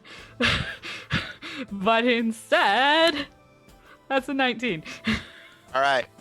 Very different number. All right. You quietly make your way towards her. Even with the invisibility, you know what these things can do. And even though you know that like she most likely can't. Yeah, looking close, you can see it's a female one. You're nervous, super on edge. You can see she's donned in this like dark black, like almost warrior's armor. and looking her over very quickly to see anything that might draw your attention. You see she has rings on her tentacles that look like they might be magical. She has something in her pocket, although you don't know what it is. You feel like you could grab it, but you just can't see it. There's something in there, and it's likely valuable. You just don't know what it is. And a pitch black longsword sheathed on her back. And didn't she have an interesting looking bag? She has a bag that's covered in some runics, although those are like on her belt, and next to the rings, you feel like that one's probably going to be the hardest for you to grab without being noticed. So yeah, runic bag, thing in pocket, tentacle rings, sword.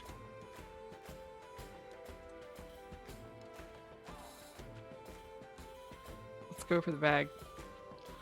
I'm feeling lucky, punk. Make me a sleight of hand check. Uh-huh. What could go wrong? Well, okay, wait. So what is my plus? So, What could go wrong? no, what could go wrong?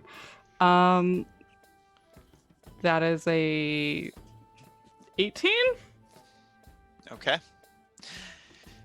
You hold your breath. You reach forward.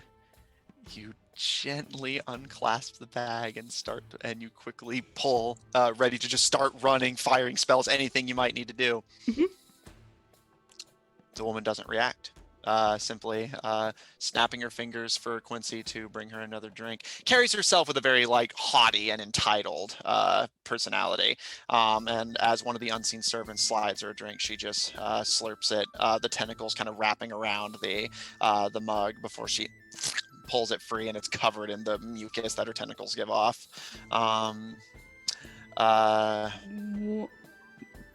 One last thing. So I think he flattens himself back against the wall, kind of behind her, breathing very quietly, and slips that bag into the bag of holding, and then he will reach up for the spider mask, because he doesn't want to leave that on his face too long. Mm-hmm. But before he pulls it off, just one perception check at advantage. Does he notice anyone that seems like they've noticed him? That have noticed you? Yeah. Make me a perception check.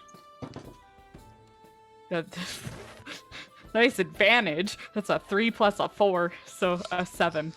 No one's known. Yeah, you're so nervous from stealing from a mind flayer that you're just you just want to get the mask off before you get cursed and get away from the mind flayer before they realize what you've done. And you pray that they don't just start reading minds willy-nilly to try and figure out who took from her. Mm-hmm. All right. He will slip the mask off. And I think as he's walking away into the crowd, the invisibility drops. Probably. Okay. As you're walking away, you kind of and breathe heavily as you fade back into view. You see Graemes stepping away from the table with the sailors. And Utaka, you can actually see Ivron and Mistra sitting at a table with the gnome that you had stolen from. About this point, Gaharis and Israel, still covered in some melting snow and frost, open the door of the Lucky Griffin. And stepping in, you see, I'm assuming since you guys' spree is over, Graemes and Utaka, you're not really going out of your way to stealth at this point, or do you still want to stay under the radar? I'm going to go get a drink. I really need a drink. My last thing is the rogue conked out by this point. Yeah, so, looking them over, make me a nature check. I can do that. It's plus 40, yeah. So that is 16. Okay. Glancing at that table as you see Utaka is just starting to like stumble towards the bar, you glance towards that table one more time and see that indeed the table is starting to like become woozy, and the rogue doesn't seem completely out yet, but they are definitely like woozy and like distracted, as is most of the table, and they're just kind of chattering with each other, like slurring and drunken. Yeah, in that case, he's just gonna sidle by and grab as many of those daggers as he kind of can as they're distracted. Yeah, slide a hand check. Yeah. Let's see. 17 plus 9 is 26. Okay. Or Yep, no, I'm sorry. Sleight of hand is plus 3. It's only a 20.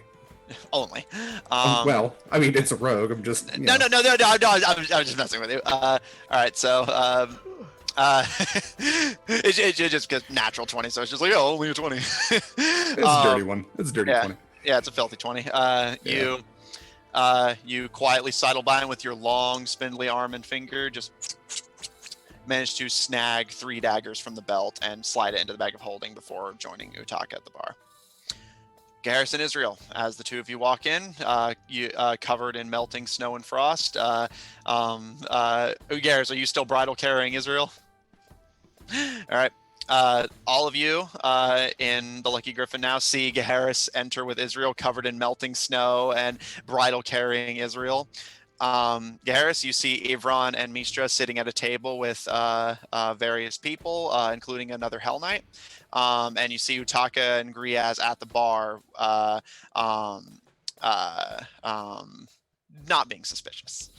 Well, I mean, didn't I already have a heads up that they were kind of going to be doing suspicious stuff anyways? Yeah. Oh, Yeah. I'm just ordering a drink. Yeah. we are cool as cucumbers in the microwave. The Yeah. most suspicious thing you can do is look not suspicious. Exactly. Utaka not being shady is the shadiest thing Utaka can do. He's But not you sweating. also He's just a know water him genasi. as a person that likes drinking. So That's true. That's true. That's true. But also a person that makes questionable decisions yeah, several Yeah. times a day. at least once. At least once. All right. Yeah, I think I just set Israel down like in a chair. And do I know the Hell Knight that Ivron is talking to? History check with advantage. Well, that's the second nat 20 of the night. I think that's like a 22. Indeed, you do. Similar to Ivron, you fought alongside her numerous times. You know her story. Okay. Well, are we friends? I guess should be my question. Are we on good terms? Are we not Well, on good terms? So I'll say that'd be more up to you, but I'll say on her end, she never would have gone out of her way to antagonize you. She sympathized with you for suffering prejudice because of That's fair. what you So we are. probably got along. Yeah, and again, she was more of a healer than a fighter, but she never backed down from a fight. Yeah. And she seems happy to see you as you enter and gives you a wave and a happy smile. Yeah, I'll give a wave. Oh gosh. I think I would just go straight to the bar to order drinks. All right. At this point, like a warm cider, because I'm probably really cold still. I'll say as you're on the way to the bar, and Utaka, as you're about to place your order, you're looking for where Quincy is. And Harris, you're kind of scanning the bar for the same. And you see Quincy standing on a table, and you all hear another, again, Harris and Israel, you're hearing this for the first time, another, ah, damn it! As you see someone with a mimic in the form of a bottle clamped onto their nose as they're like trying to pull it off. And Quincy gives a clap of their hands. And I believe that's game! And you see the victor of this round of Mimic Roulette, a dwarvish man donned in chainmail and heavy-looking armor, giving a cheer as they swig back a drink. And Quincy clasps their hands together and gives a whistle to get everyone in the tavern's attention. All right, it's time for the next round. Who wants to play Mimic Roulette? And that is where we're going to end tonight's session. Oof. Every step of our adventurer's journey has got us here. This is the penultimate step for our hero's journey. It's so clear. Mimic Roulette, is it a game of chance or skill? Like, is it So, just where you spin and you have to like stick your hand into an item regardless? So yeah, I'll say all of you except for Harris and Israel could just kind of observe in the background how the game was being played. Basically, how the game works, from what you could identify, although Quincy will explain the rules when the game begins. Everyone at the table, there's usually a pretty good number of players, is served drinks. One of the drinks is a mimic in disguise, but you have to drink whatever you're given. If it's a mimic and it bites you, you're out. If you drink too much and pass out, you're out. Last person standing is the winner, and whoever makes it to the next round has to keep anteing into the pot until whoever walks away the victor takes the whole thing. So there's very few ways you can rig it. They have a high. Unless you can identify the mimic and stab it? I don't know. Yeah, like if you kill the mimic, are you fine? Or if you're like, hey, this is a mimic, or I know it this. just like you have survive? to take a drink even if you know it's the mimic? I will say that because remember the mimic's ability, it outright says it is indistinguishable. Well, we from have the item Junior it's that could Yeah, no. Yeah, So I will say by the game's just rules. talk to every mug that he gets. Like, No, we just It's have like- we just You're not a have mimic, are you? we have Junior like being a glove, and then Junior like nibbles on. Oh no, the no, palm that's a when- fair point. yeah. I'm just pointing out that because of the way the game's rules work, there isn't like a consideration for that. But I will say you could either ask Quincy about it, although I'll say by the rest of your understandings of the rules, you could possibly try to argue that like if the mimic doesn't bite you, you're not technically out because that's usually the objective. But you would still have to drink the drink. So it's usually up to whoever's running the game at that point. So you would have to ask Quincy. Okay. But yeah, so that's the end of Have tonight's fun session. drinking whatever is inside the mimic. Mm. Yeah, I survived Bramble Belt twice. I'm Pretty sure there was mimic bits in that. Yeah, so, okay. Let's wrap this up. Who wants to do their sign-offs first? Where can we find you? What do you do? And who did you play tonight? Hi everybody, I'm Derek Sword. If you want to find me, the best place is Twitter at dsword16. Most Saturday evenings, you can find me on the Viscerates channel for Horizons Call. We are taking tomorrow off because a couple of us just got our COVID shots, our second ones, and there's somebody else who's out of town for a wedding. So we'll be back, not this week, but next for the 7th of 12th episode of Horizons Call. That's getting real good. Every Friday I'm here. Every other Tuesday I am also here on Graham Cracker's channel for Shards of Inarian. It'll actually be the next 2 Tuesdays in a row where I'm playing the Knoll Ranger Verban, and that is also getting really good. So definitely check that out. That is 8 p.m. Eastern for the next 2 Tuesdays, and then every other after that. And I'm also the co-host of the podcast Monster Crush, so if you enjoy smooching monsters like mimics, and think that they should be considered as romantic partners, and also like to learn about their history and all that kind of stuff, check that out where podcasts are found. My co-host Heavenly and I, every other week, released episodes discussing different types of monsters, and we are just about to release our episode 50, which is a 2-hour, 50-minute long banger. That is it for me. It's been an absolute pleasure, and we'll pass it off to whoever is next. Hey guys, I am Pharaoh. I played Utaka today. You can find me here every Friday at whatever time we end up starting the stream. You can also find me here on Tuesdays for the next 2 Tuesdays, and then after that, every other Tuesday, along with the lovely Derek and our wonderful GM Graham. I'll be playing Sinra Staudermain, a Leonin Paladin Warlock.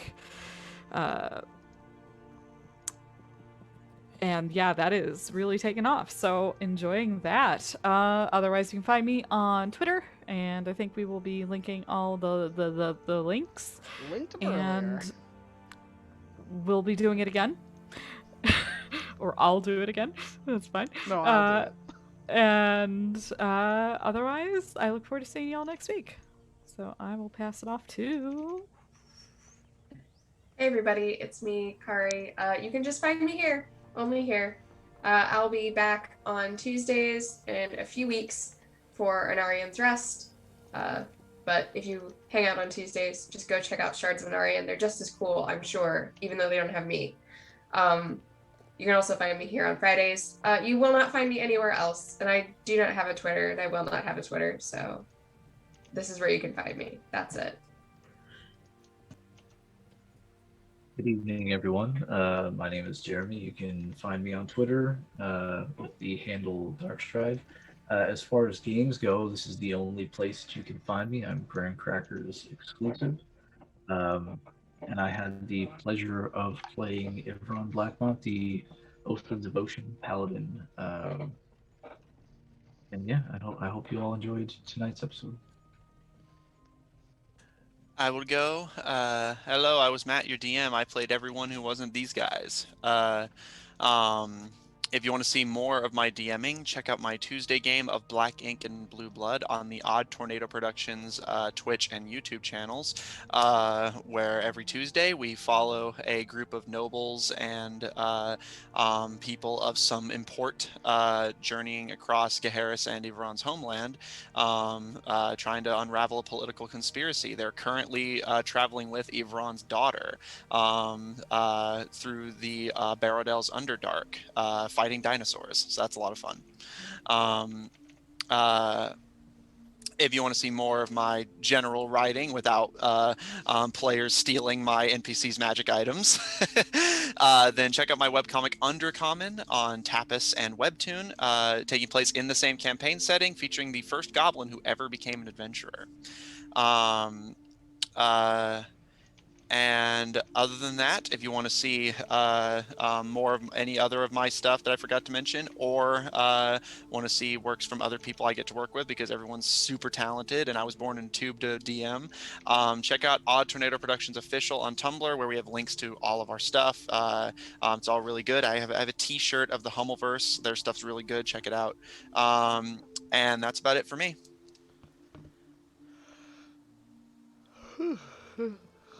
That leaves me. Hi everybody, my name is Graham, or Graham Crackers, and welcome to my channel if it's your first time. If not, welcome back. Today I had the wonderful, wonderful gift to play Gaheris Nervals, Blackmont, your wonderful Tiefling Paladin Oath of Conquest. If you like seeing me play video games or playing in D&D games, you can find me every other Saturday on Polished Cryptid's channel at 9 p.m. Eastern Standard, where I play another tiefling, no I don't have a type, named Mavrin Minados, in our nautical campaign featured around the Sword Coast. Outside of that, you can find me every Thursday for the next 2 weeks, where I play Trinwinon Aldemariel, a Eladrin Ranger on Dimples and Dice. And if you want even more D&D with me, you can find me every Tuesday here, where I DM 2 campaigns, Shards of Anarian and Anarian's Rest, where I torture my friends and make them thank me for it.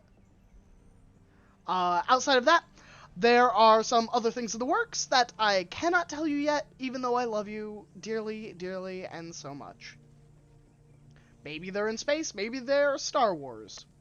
Maybe they are Monster of the Week. Maybe they don't involve me. So many choices, so many options. But I love you. We're all going to see you soon. So tune in on Tuesdays. Catch me on my Twitter at GrahamCrackers with a Z1.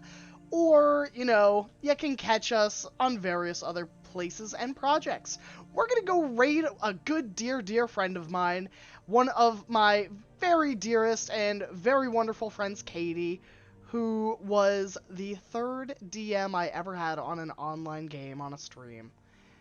So we're going to go all say, hi Katie, and spam some love. And until next time, send in some love, as we prepare to raid in 7 seconds.